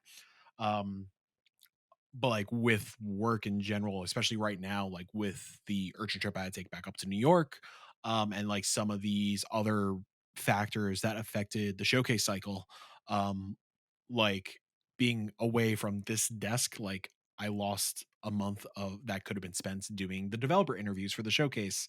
And because we had to take that trip up to New York, and I like made sure I set a harsh deadline because I long story short, I booked a one-way trip to go back home, take care of my mom for some stuff. I made sure to like I wanted to tell Kelsey, I was like, listen, I will be home before Valentine's Day. So like with that in mind, like our original shooting date was February 17th, but that had to get bumped up obviously to so I was home in time. So like losing those 2 weeks as well for some of the pre-production. So like now very much being back home, very much just catch up mode. So like I know this weekend I'm gonna end up editing as much as I don't necessarily want to, and I want to make sure I give myself that break. Like it just like sometimes you got to do what you got to do, unfortunately. But um, yeah, we're also kind of in that same boat of like just making sure that like because her industry is also busy. She's a tattoo Yeah. artist. She works like usually like 11 a.m. to 8 p.m. Sometimes runs a little later. Um, she works on weekends. Like we don't have that crossover, so like we're trying to make sure we do carve out that time. And the moral of the story is, at the end of the day, relationships and like actually taking care of yourself is way more important than a TikTok, Yeah. a piece of content, Which is uh, convenient because I didn't make the an edit. content of the TikTok. Yes. um, but yeah, I think we all are very aware of like our habits, whether they're good or bad. And Yeah. I think that's probably the most important thing is just That's like the the first first step. step. Yeah. Exactly. Just Now, like what's with that second acknowledging step? Who knows? fucking Who's to acting on say? it. You know what Yeah. I mean? Actually Well, doing we something don't about have it. any way of knowing, Mike, so It's true. you can't tell me what the second step is. Well, anyway, there you Anyway, go. We solved it. we solved it. Burnout That's has it. now been avoided, and we're gonna feel great for the rest of the year. Yeah, of course. Yeah, absolutely. Yeah. I will say, you and Isaiah's Valentine's outfits, fuego. Thank Y'all you. looked Yeah, yeah. Appreciate it. stunning. Yeah, power couple over here. Let's talk about what we've been playing a little bit, and then we'll get the heck out of here and actually try to relax a little bit. That's a lie. I have to mix this podcast for Jill. Do you want to start with the cup? Sure. Let's just get into it. So yeah, this is a game that we and I think this is also something that I I don't know I think I do want to say want to do more because one thing I run into sometimes is stuff slips by me and then I'm like, well, almost like it's expired, because I'm so on keeping up. It's like, oh, if Yeah. it went by, it's like, oh well. Um the Cub, I forget when I played it. It was probably like quite a few weeks ago, but this was one that I got a code for. I like put in a code request because you had mentioned this game to me. Yeah. Um and you had mentioned like, oh, it's this really cool kind of like Jungle Book looking, like platformer. It's rad. I'm like, cool. I like to jump. That was enough for me. So I booted it up and I said, all right, let's get into this. And the ride I went on that night, so the game's fairly short. I think it's like 90 minutes ish, roughly, maybe 2 hours. And I went back and forth in so many ways. I wonder if I still have my notes for this game somewhere. I went back and forth so many times on this because on one hand, I think the the platforming is a little rough, not too rough. Like I can do it and it's like fairly comfortable and it's more forget like it kind of is harkening back to those like gosh, what would it be? Like those like tough platformers from back in the day, So the kind yeah, the of game is very so like this opened up the March showcase, the 6-1 showcase from last year. That's why we're kind of already familiar with it. But it's very much inspired by the Genesis platformers, like the yes. licensed platformers, like Jungle Book, Lion King, it's very much invoking that vibe and that level of, I guess, difficulty, you could say. Like Yeah. that level of like platform tension, if you want to put it that way, tedium. I will say it's not as, like, bad like, which I actually haven't played those games, so I guess I can't say, like, how good or bad they are in terms of how they function, but one thing I hear about Not in those a lot is, 2024. like yeah, is how, like, sort of unforgiving they are with, like, the exact timing or being able to, like, grab a ledge or land on something. I don't think the Cub is quite that, Brutal. grueling. I think more of, where I feel that DNA of retro platformers is in the, like, the one-hit death and, like, not Yeah. not the most forgiving checkpointing. Not terrible, but, like, just a little enough where, like, I got to that, like, the first bit where I kept, like, dying a few times, and I'm like, this might be a little too tough." But then you kinda get over that, and then you go for a while, and if you're solid at platformers, you'll probably have an alright time. To me, the secret sauce of this game, like, what kept me going, besides the fact that, like, it's not that long. Let's just knock out a game, feel good about ourselves tonight, why not? That's what it's all about. Yeah, it's just chasing that little endorphin rush of, like, boom, the credits hits, there we go, I did something. No one can tell me I wasted my time because I Dude, saw those little 2 hour names bangers. scroll. Whew, 2 hour bangers are the best. Yeah, but the thing that stood out to me, honestly, was the radio. I Radio thought this was nostalgia. like yeah, radio nostalgia. So, as you're playing this game and going from, like, level to level, and it has a couple different biomes, the pitch is you're a kid that was raised by wolves? Like, Earth is messed up, everyone dipped. You got left behind, but you're, like, still alive when they come back. The timeline there, I kind of do you have any insight on what's with that timeline? Because it's a Okay. little So I could try my best. okay. So this is a game by Demagogue Studios. They are the developers behind Golf Club Nostalgia, formerly Golf Club Wasteland. This game is set in the same universe as Golf Club Wasteland. The narrative behind Golf Club Wasteland, I swear to God, I'll stop saying that name in succession. I think you should say it Um, more. Golf Club Wasteland. The it's essentially a mini golf game just on paper. It is a wonderful mini golf game. I cannot recommend it enough to anybody who is unfamiliar with it and you vibe with golf. Um, but the premise is yes, you are former citizens of Earth that left the planet because Earth was essentially ruined and dying. Like major corporations just totally messed up the planet. Sounds familiar. So yeah, y'all just dipped and definitely some folks were left behind, and clearly that's what the club is answering. And even while you're playing Golf Club Wasteland, or sorry, Golf Club Nostalgia, because they had to rename it for whatever copyright purposes, I guess. Um, you do get hints of the cub, the playable character, and like spoilers, the other cubs around. Just kind of in the background, so you get hints of like you did like humanity was left behind. So the cub picking up from that is like the other side of that story of like, yeah, like children were left behind and it's not right, clearly. And yeah, the humans do come back because I believe it's because one of the astronauts, oh yeah, this is part of the narrative in the cub. Yeah. One of the new Martians does go missing and he's just back on Earth. But Earth at this point is just so poisoned and whatnot. And humans can't really survive on the planet anymore. So yeah, it's really now about like the humans relearning that there are like little humans still on the planet and Yeah. like curious how the hell they're surviving in this wasteland that they created themselves. The part that's a little odd, but it's like, "Hey, suspension is a wave. Like, just go with it. It's fine." Like, Yeah, it's not that important, but I'm like, "Well, they kind of pitch it as like they were gone for a long time from Earth when they fled and came back." So it's like, well, if you were gone for a long time, how old is this kid? Like 8? Like, that's not that long. Where they're like, I wonder like yeah, how Earth yeah. is. It's like it hasn't been that. You mean like last two? Like the Wii U, I think is older than the. You know what I mean? Like the gap of time is not Correct me that if I'm long. correct me if I'm wrong. I think the mom was left behind and the kid was That born into this world. that would make more sense. Yeah, I But think the that's what the setup is. But I thought the setup was, oh, my mom this is what I remember being. Like, the kid got separated from his mom or maybe abandoned. I think it's maybe, like, a little bit gray, and he's like, "Yeah," and then, like, everyone just dipped out, and now I'm here, and I'm like, "Oh," you know? I think with some of like the pickups and whatnot, some of the extra narrative stuff, I think it was like a majority of like women and children were left behind because these greedy corporate Also the bastards are opposite. Well, just anyway, awful. not the biggest narrative wrench either way, but I was kind of Listen, like, I played this game how long have you 7 been years ago gone? at this point, you I know? was like, how long has it been gone? Yeah, no. Yeah, so the radio thing I think is the sort of secret sauce to this game to me Which where is also in Golf Club.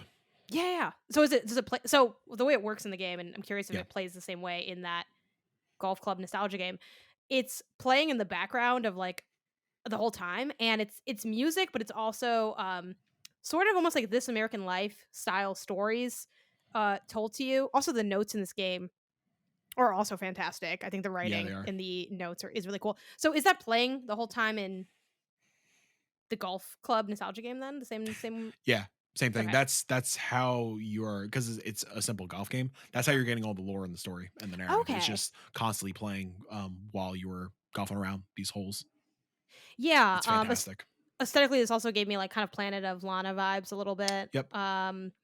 but so, I mean, the kind of TLDR of, like, where I landed on it was mechanically, it's alright. Like, it has its moments. I do like, swinging from vines. I enjoy the little stealth sections, but ultimately, it's not, like, my favorite in terms of how the platforming is, but I did really love the music that came out. Like, it's so personable. Like, there's a line on the radio at one point that says, this was toddler pop, taking us back to late stage capitalism at its finest. Child labor never sounded so sweet. And it's like, what the hell? And there's also like weirdly, it's tough because like a lot of these introspection comes from like evil, rich corpos, but it's still interesting. Like there was a note I saw that said, I turned 145 today. As the CEO of Oraculum, my dreams are coming true, but what does it mean to be immortal on a dying planet? And it's like, ooh, Yeah. like, Dude, like the game, like Demagogue knows vibes and they know writing yeah. so well. I mechanically, I'm definitely Kyle had the same criticisms. Like he also like didn't think it was the strongest out there. Um, I like the platforming a lot. It worked for me for whatever reason. I am a product of those Genesis platformers. Maybe that's what the difference is. Like my first video game ever was The Lion King on Genesis, Mm. which I do have a copy of somewhere. I wish I could pull it out right now, but um yeah, I think it's just like it faithfully kind of adapts those vibes from the Genesis and like yeah, not as brutal. Like yeah, sometimes you will like not bang your head against the wall, but like you will come across those tricky moments so that you'll have to kind of redo over and over again. I will say there are moments like the stampede section that Mhm. like That's at literally the first section I was envisioning. at first it's not like totally clear what you should be doing, but once you get the hang of it, it's not too bad. Like the minecart section, of course, this game has a minecart section. The A little minecart was gnarly yeah. at first, but it is fun. Like I think it is like very faithfully representing like what Donkey Kong Country did back in the day. Yeah, hell yeah. Um, but yeah, I had a great time with it. But yeah, I mean the shining star is just the vibes, the visual aesthetic, and obviously just got radio nostalgia. Very much looking forward to their third game, which I believe is still in the same universe despite being a different publisher, High Water, which is a turn-based tactics game. That does very much seem like it's still in this universe because there was like some of the corporations carry over and whatnot. So super excited. Is that oh, hold on. Is that oh, that's so funny. Okay, yes, this makes sense. It's all coming together. One, High Water is a game that I am looking forward to. I saw it a million years ago at one of Xbox's showcases. Thought it looked Yeah. really cool. Literally, I said it looked like High Water. I was like, "Oh, this reminds me of High Water." So Yep. There you go. they do have a level of cohesion there. I think the last things I want to shout out in terms of narrative and the lore is again, it's a little weird that a lot of it comes from like the Richies who like have their little diary Yeah. entries, but there's a lot of just like cool stories that like stood with me during this playthrough, like things like there's a woman who talks about the feeling of driving like a riding a Harley Davidson like on a road trip and what that did for her mentally where it's like I was so focused on just like not dying riding this motorcycle that I could finally like all the noise of my life could fade into the background. It's like, oh damn, that's really cool even though you're like a Yeah. cajillionaire. Um and like she has a line in that like little monologue about it. She talks about like, oh, I've been trying to recapture that here on Mars, but like riding vehicles on Mars feels like bad VR. Like nothing can capture what I had on Earth. And she mentions no matter where you go, isolation clings to you. And I'm like, oh, that's really good. And for more emo vibes from this game, one of the lines in it was a few of the ships didn't make it, and often I wish I was on one of those. It's like, oh man. Yeah, Like dude. there's like some interstellar vibes in the writing a little bit, and I do think That's what's cool about it. Like, I wrote down that this is a podcast game that gives you the podcast, which I feel Yeah. like is super unique. So, not at, like, the top of my list for recommendations, but I there was something about it, and I am glad I saw it through, where it's like, like, I don't know if this hits, but I enjoyed it for just that exploration of that alone, because I think that facet of it was done really well. So, yeah, hype for High Water has increased despite having, a couple of gripes with the Cub at the end of the day. But I'm glad we got to talk about it because, yeah, like, you Yeah. recommended it, you knew I played it, and we just never lined up. I know. And again, shout out to the database came through. It's for more than just Look at looking at all the that. things I want to get done. I'm like, oh yeah, we could talk about this. I would highly recommend checking out Golf Club Nostalgia at some point, just for more of the vibes, more of the radio, because it is like different podcasts, different commentary, different songs. I should do let me write this down. I don't know if I'll actually do this idea, but I should do, stream days that are dedicated to different people that I know, like, different people in my it's like, "Oh, this is the It's a good Mike idea. day." It's like I'm playing, just weird shit and, like, fucked up horror, Yeah. and, I don't know, with Jill, it could be anything. It's like I'm probably gonna Jill's, yeah, be mixed I'm bag. a small mouse, but it's turn-based tactics. I don't know, like, I don't know what I'm getting with Jill. Dude, shout out to Small Saga. You know what I'm saying? Exactly. What have you been getting into? Well, first off, because you mentioned fucked up horror, I did forget a big piece of indie news. Shout out to Critical Reflex is going to be publishing Buckshot Roulette. This was a indie horror darling that came out of Itch like at the tail end of 2023. I think it might have been like New Year's week. Big Inscription vibes. Can't wait. So stoked. It's coming to Steam. It's coming to consoles later on, so I'm super happy. It's like one of those stories of like, hell yeah, this game like clearly picked up like some sort of fever out of itch.io, and one of the big dogs, well, not big dogs, but Critical Reflex is a name. Shout out to like one of the like players in the indie scene, like getting out to even more people. So like I played a bit of it, huge vibes. Like I'm very excited to like dig. I'm curious if it is going to be any different from the itch release, but yeah, I can't wait for more people to check it out. It's gnarly. Um but yeah, super quick. I did play the first stage of Penny's Big Breakaway just in between work and coming on to this podcast. Um, it is such a so obviously from the team from Sonic Mania, so I've been super looking forward to it for a long time. Was super stoked to see it stealth drop today. It is such a wonderful take on the Mario 3D World formula by a team that clearly knows like platforming and momentum. I'm so excited to like dig more into it tonight and just like really like embrace what the game has to offer. It is vibrant, it is colorful. I love all the yo-yo mechanics so far. I think it's super great. Yeah, I'm just really excited to really delve deeper into it, but more on that maybe next week. Another quickie is Frog. This is a game I previewed, God, sometime last year. I just like randomly stumbled upon the demo and like did a quick video for 6.1, and all of the all the audio got messed up, so I never actually published it. Classic. But You should classic. publish You it love with to the see messed up it. audio. Just the That's L's okay. playlist. Going back to our topic, that is another thing. I am too much of a perfectionist where like if there is like some little quirk wrong with audio or video or like a graphic or overlay, it drives me up the goddamn wall. I Just could not tell you. do the sound over, just like choo choo, choo Choo choo, choo, bow, bow, bow. I couldn't tell you how maddening it this past month was, like doing the podcast off the laptop and in the beachy room and stuff like that. I hated it.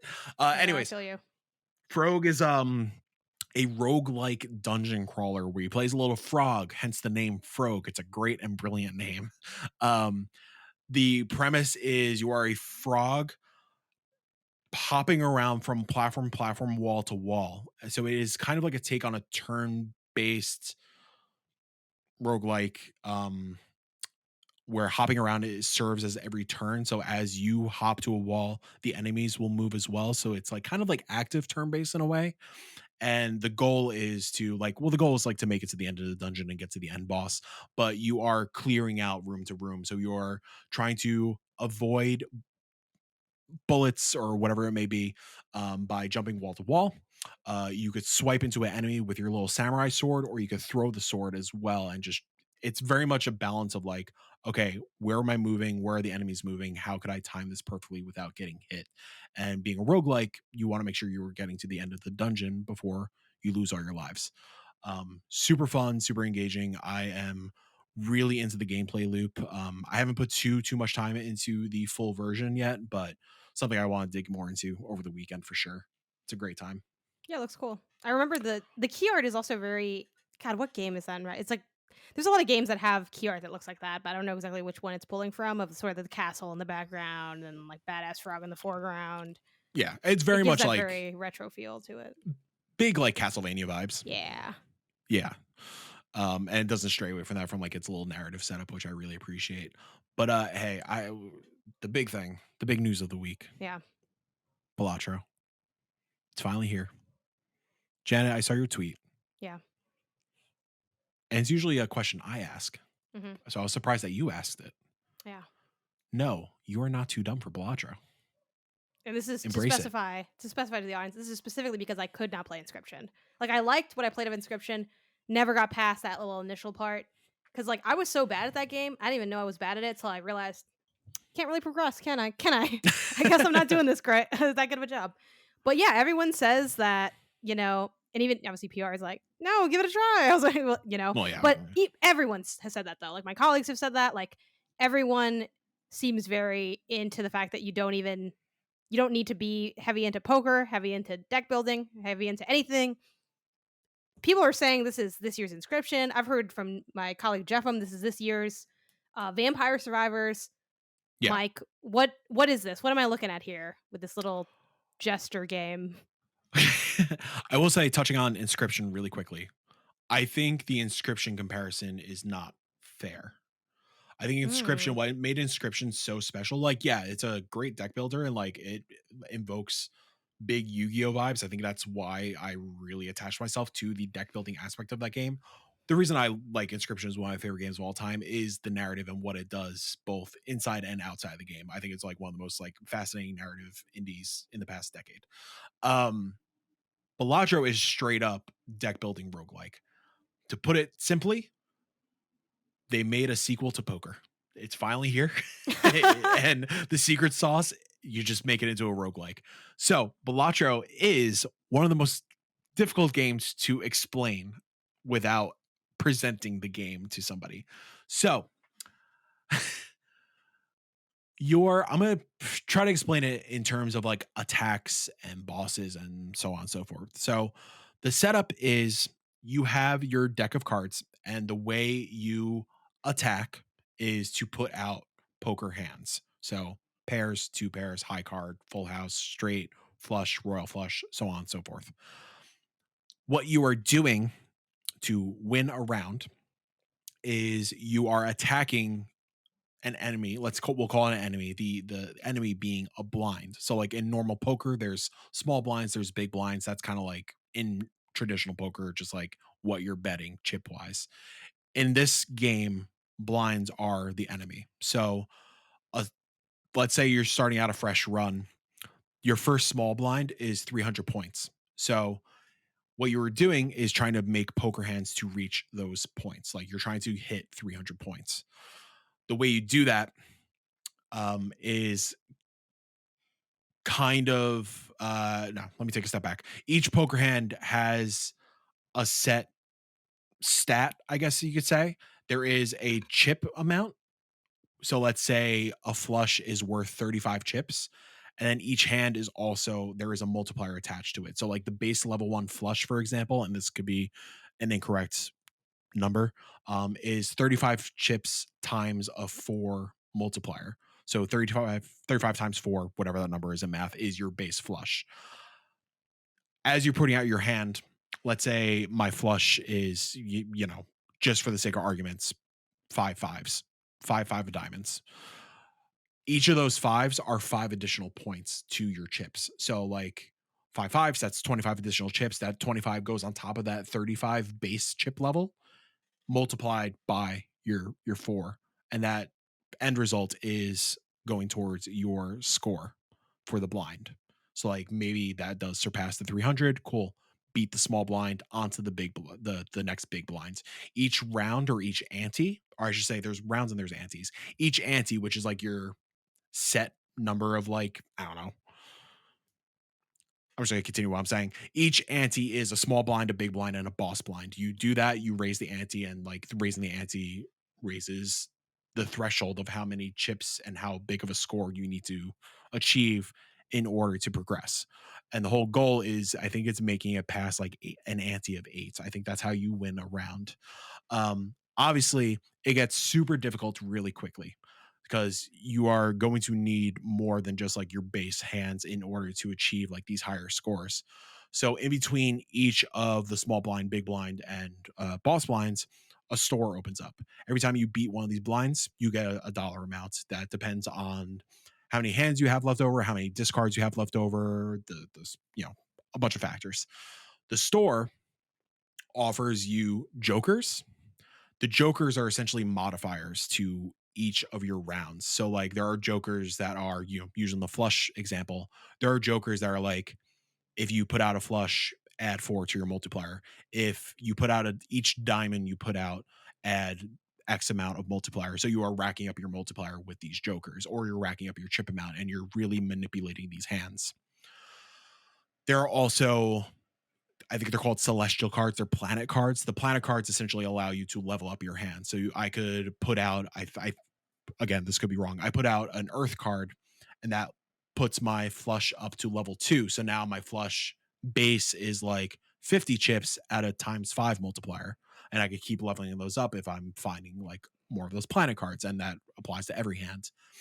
There are tarot cards that help you manipulate your deck. So there are cards that are like, select 3 cards in your hand and make them all diamonds. Select a card and make it a lucky card in order for a chance to get a times 12 multiplier when you play it. Uh, make this card a wild card. Make this card have a red stamp so it triggers twice.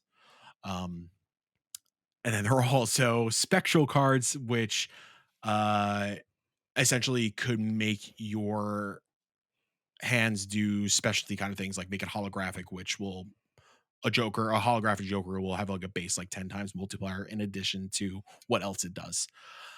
A lot of information I just threw out there. And again, a very difficult game to explain without showing it and without playing it. But essentially, you're trying round by round, ante by ante to just break poker, and you are like changing cards up. You are adding cards to your deck. You are changing suits. You are leveling up your hands. You are doing like, depending on what you're pulling, like maybe like you're pulling jokers that are benefiting straights. Like, okay, this is gonna be my straight run. Um, Maybe you're pulling a joker. Like I had a joker that like every time you played a pair, like it added times 2 to the multiplier. So like there was a run that like I almost won. Like every time I was playing a pair, I was racking up like 20k points just because I kept benefiting that multiplier. So you were trying just your best to break the game as much as possible. And like it is encouraging you to break poker and just come up with these massive scores in order to fulfill the run. I have not beaten a run yet. I've gotten so close so many times, but like it's really strategic. It really is like a luck of the draw, not to sound so cliche, but man, it's just like there's something about this gameplay loop. Once you're in, you are so in. And like, yeah, I do agree that this is going to be this year's Vampire Survivors because of that game breaking Mm, mentality of it. Because yeah, the big thing with Vampire Survivors is like getting those builds that like you could stand still and just be untouchable. So like it is finding that run in Balatro where like you put out a full house or whatever, you're racking up a million points and you're untouchable. Like you could just keep on going endlessly. So I believe that's the appeal of the game, and that's why I am so obsessed with it at the moment. I cannot wait to be able to actually complete a run, despite how close I've gotten. Like legit, like hundreds of points away from damn. getting there. I know Jill has at least fulfilled one run, but yeah, I am curious if that explanation, that very convoluted explanation, did anything for you. And So, I'm curious about your take about how it's just kind of pretty much suddenly taken over. oh Like it's yeah, been on my radar since like late last year with that initial demo, but like it feels like Next Fest. This was like one of the breakout hits out of Next Fest. yeah. Um, Many thoughts. One, I messed up not drafting this in my fantasy critic. Got Oh, you do bet the your ass I got it. did for Oh, IndieCast. nice. Oh yeah, you're done Oh, for the baby. year. Basically, it's like sitting like a 95 or something, which I Yep. think it's. it is funny because again, we're always talking of these different sectors of gamer. There's like the casuals, there are like the hardcore people, there's like the critics, content creators, people in the industry, like all of us, right? And well, I don't think reviews like sell games. Like there's a lot of data that show that like people don't necessarily, oh, critics love it. So like now I'm gonna buy it. Like that's not necessarily true. It's pretty untrue in a sense, which is kind of like, I don't know. We kind of just write them just for like the vibes of like having a conversation about the games. But I do think in critic circles, besides Next Fest maybe giving this a push, I think people that were in it were like, okay, I can talk about this game now and I'm excited to talk about it because I love this game. And then people were like, oh my God, people are saying this is amazing. And then they pull up to the game and then the game takes them away. So, your explanation. I Here's the thing, I also don't know poker. So I got to learn I'm learning poker tonight. I'm going to Vegas on Friday also. So it's like, Oh okay, shit, are you? yeah. I'm Hell going to yeah. I'm going to learn poker briefly tonight. I'm going to play Hey, the best way to learn Balatro poker is tomorrow. just best place to learn poker. Just do it in Vegas. Put on all your Exactly. cash. But oh yeah, exactly. So That's the way I'm you gonna do learn it. poker tonight. Because that's not that hard to learn, according to my brother. We'll see. He sent me an app. He's like, "Oh, just play this, and then you'll know what poker is." Cool. Tomorrow, I'm going to stream Balatro, and then Friday, I'm going to take it to Vegas. This is the progression of this game. This is the most hardcore version.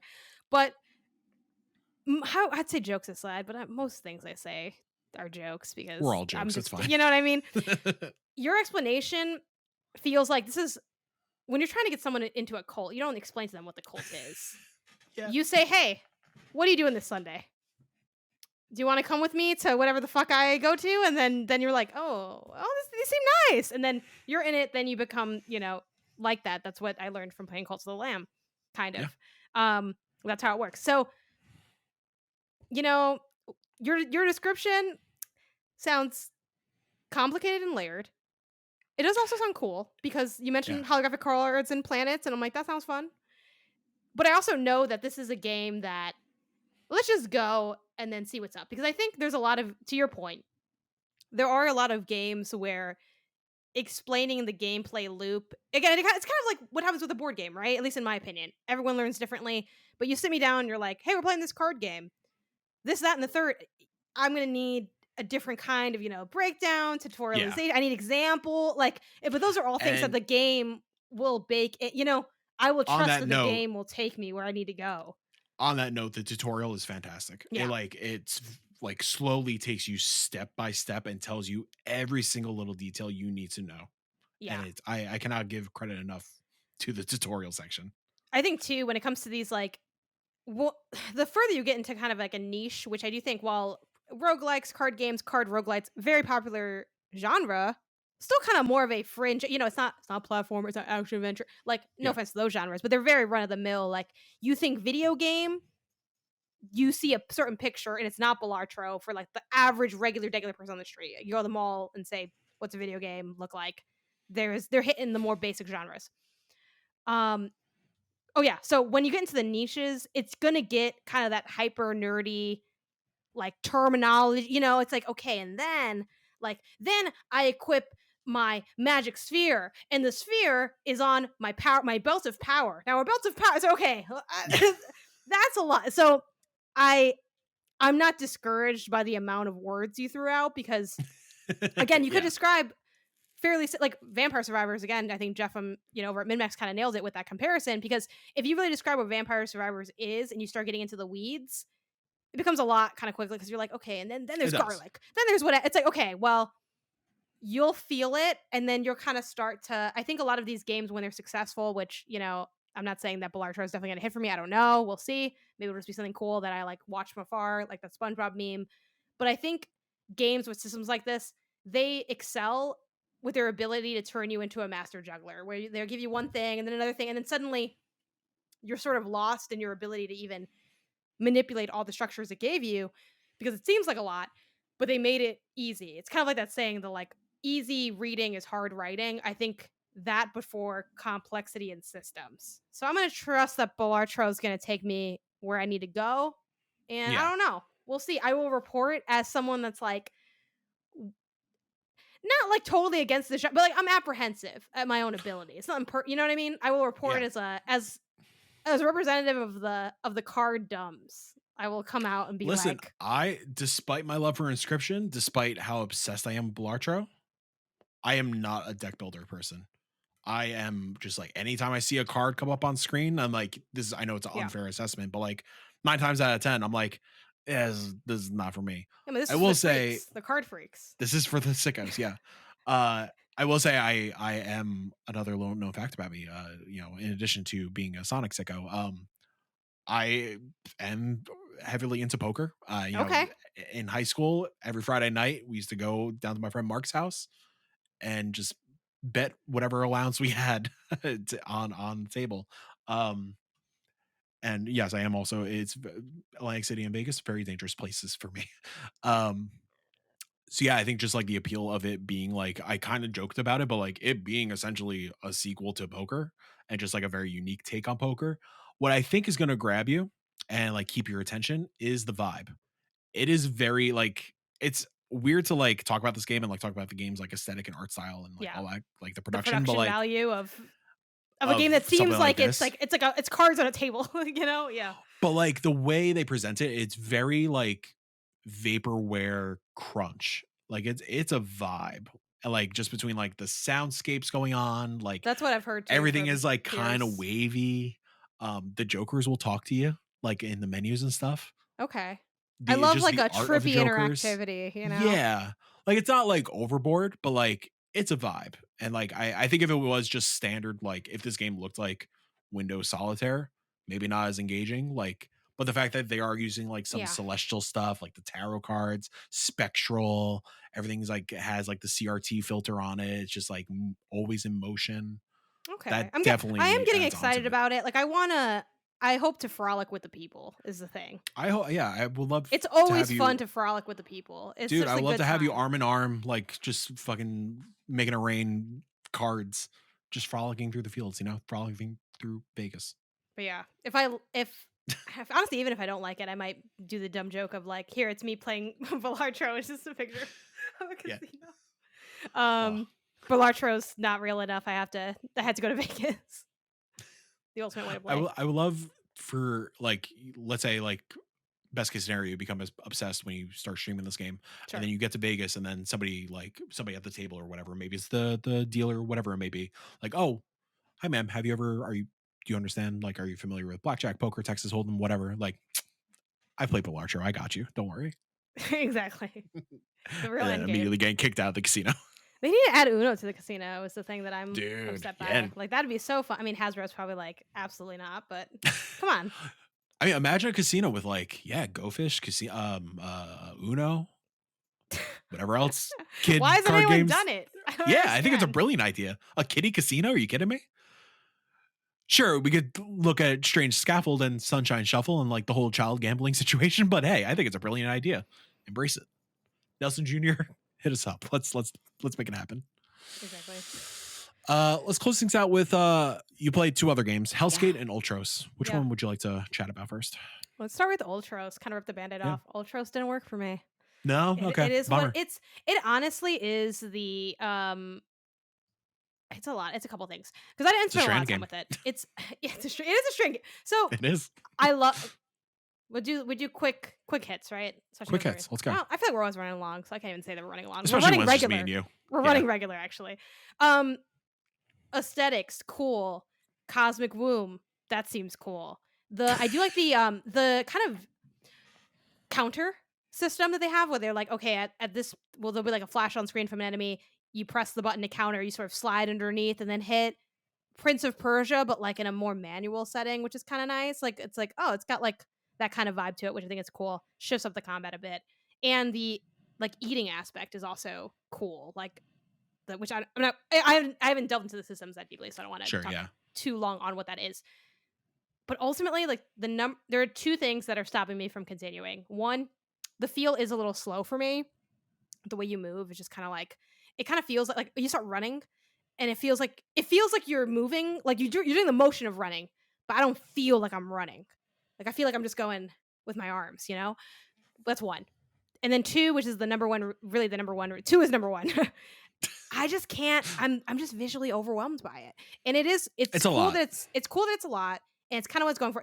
It's giving, artful escape, but even the artful escape I found to be less visually overwhelming because it kind of picked its spots to I feel like in any image, and I have a screenshot that I'm like staring at for for inspo, but any you look at any screenshot of this game and any one thing feels like it could be the thing, but I feel like they chose to have all of them there at once, and I wish that it was like for my taste, just dialed in and also like my visual understanding. I wish it was dialed in a little bit more where I could be wowed by more of the spectacle if it was parsed down so that they were like, and now the weird like worm plant. And I'm like, ooh, like instead of like, oh, it's weird worm plant and in the background there's also like a statue and there's also this other yeah. And there is one thing I will say that I like about it in terms of this aspect, because I feel like they're aware of the visual like hyper stimulation of the aesthetic, which obviously again seems very intentional.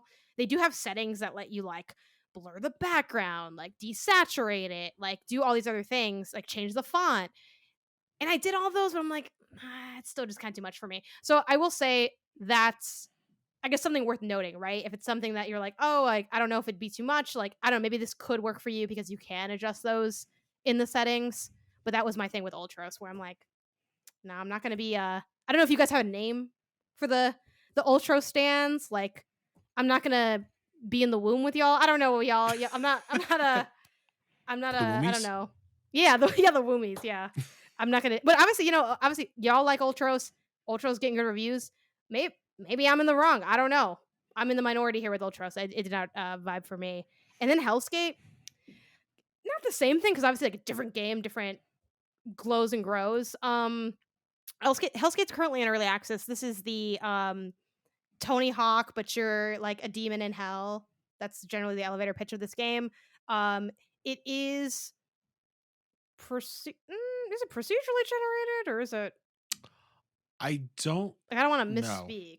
I They have haven't different played levels that are enough of it yet. shuffled at least. I don't know if they're offhand Yeah. if they're procedural, but they are shuffled. I believe it is technically a rogue like or Like, light game. Um, yeah, one of those. The quick hits on this one, obviously aesthetic and idea, very cool. Um, the music's also like quite funny. Like at one point there's a it's like, punk rocky kind of vibe. And at one point there's like a line that goes like, "It's not a bug, it's a feature." Like that's hilarious. Yeah. Like, so there's definitely personality and charm here. I love the ideas of like a lot of skill tree customization stuff, different boards you can get, tattoos that have stats, like it's got some cool ass ideas. And I will say the feel of this, like there's been a lot of games chasing that Tony Hawk high. This feels pretty solid. I don't think it feels as good as that, but I'm like, "Oh yeah, like I could rock with this." Here's where like the cons come in for me. I feel like because it's also combat because you're fighting like these demons. Almost like think of Yeah. like a different art style, but like kind of Doom-esque stylized demons. And you'll have stuff like, oh, like you kill the demons, then maybe you can also like get some of the collectibles in a level, like, and then each level you get like to pick some type of like upgrade or buff or something, general rogue stuff. The thing is, because you're doing combat and also skating, it's a little like pat your head, rub your belly, and it's fine to do. I actually don't have I'm capable of doing it fairly easily. The issue is that I feel like they wanted to make it easy-ish to do both, but in doing that, they kinda, like, got stuck in the middle, in my opinion, like, the skating's not all it could be, but the combat's not like and I think about other games that have done this, it feels kind of like, or attempted this, it feels like Roller Drome if Mm, Roller Drome didn't feel, like, good in that way, and Roller Drome feels incredible, it's an incredible feeling game, so it's a high, like, ceiling to hit, but and I think Roller Drum got around the how am I doing tricks and also like headshotting people with their kind of slow mode angle. I think that's where they kind of gave themselves the freedom to like now you can aim or kind of quickly do stuff. And this doesn't have anything like that. Again, early access, things can change. So because of that, I feel like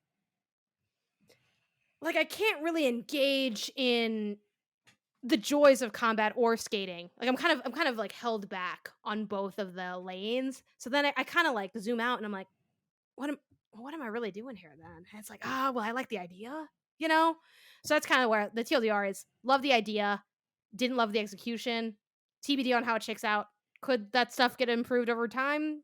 Technically, yes, but I went into this, like, excited about Hellscape because I like the idea, and I'm like, I think I'll be this is one I'll swing back to if there's a lot of noise around. If people are like, "Oh, no, it Sure. rips." I'm like, "Maybe it now rips, but unless I hear that, I probably won't spend more time with Hellscape personally." Yeah, that's fair. I put a little bit of time into it. Pre-release on Steam Deck wasn't feeling super great. I Yeah. had some performance issues. I've been told that it vastly improved now that it's actually out, like day one patch, all that good stuff. But from what I've played so far, and again, like literally did like a run. Yeah. I am surprised how I think I'm more positive than you. I'm surprised how fluid skating paired with combat feels. Like I thought it was going to be like the whole rubbing your stomach, patting your head kind of thing. Um, I actually like I find it for my fucked up brain, it feels a little more easier to navigate than Roller Drum for some reason. Well, Like it's like an I easier game, but I feel like oh it's yeah. in its ease, it's Like not I as will say intriguing in how what you're oh, doing, sure, sure. you I know? was yeah, I think with Roller Drum, like, I found myself stumbling with the controller a lot, where this, I think maybe it is just, Yeah, like, roller drum's being hard. s being so used to Tony Hawk over the years, because it is just it's straight up Tony Hawk, like, in the way, like, X is your flip tricks, B Yeah, is your the grabs, inputs. all that good stuff. Um, Maybe it is just, like, a lifetime of training in that sense. But, like, yeah, I thought I was gonna be, like, super overwhelmed trying to balance combat with that, but, like, it feels fluid. I like the fact that your trick multiplier is tied to your combat multiplier. So like even though you're not like pulling off a manual and like you're losing your multiplier, you could swipe like just purely focus on combat, swipe at an enemy and keep up your combo. I really appreciate that. I thought it was gonna be two separate things. I thought like one wasn't gonna affect the other, but I think this was it was a great call to go that way. But yeah, I'm excited to dig more into it. On paper, it is a Mike ass video game, so excited to dig in more. And yeah, excited to see what development continues to look like. Because yeah, it still very much like even looking at the roadmap, it seems like there's not too much in there at the moment, and the roadmap definitely seems pretty ambitious. And like it seems like they are planning on doing quite a lot with this game. So Yeah. yeah, excited to follow it along. Oof, look at that. 2 hours and 1 minute podcast. Wow, we did it. The Dark Pedestal Rise and brought the indies. Sounded like the Dayman song from Sunny for a second. What's the outro that Jill usually says? That's the end of this week's council. Thank you for everyone. Nope, thank you to everyone for joining us. You can find us on Spotify, Apple Podcasts, and Google until April, apparently. But it's Google. Phil Harrison, he doesn't know what the hell is going on anymore. Indie Council has their own socials. Where, Janet? Yeah, it's, we're Indie Council underscore on Twitter, and then I think we're just at Indie Council everywhere else, I think. Sick. Hell yeah. Uh, Thanks so much for hanging out. The session is now closed. Go play indies.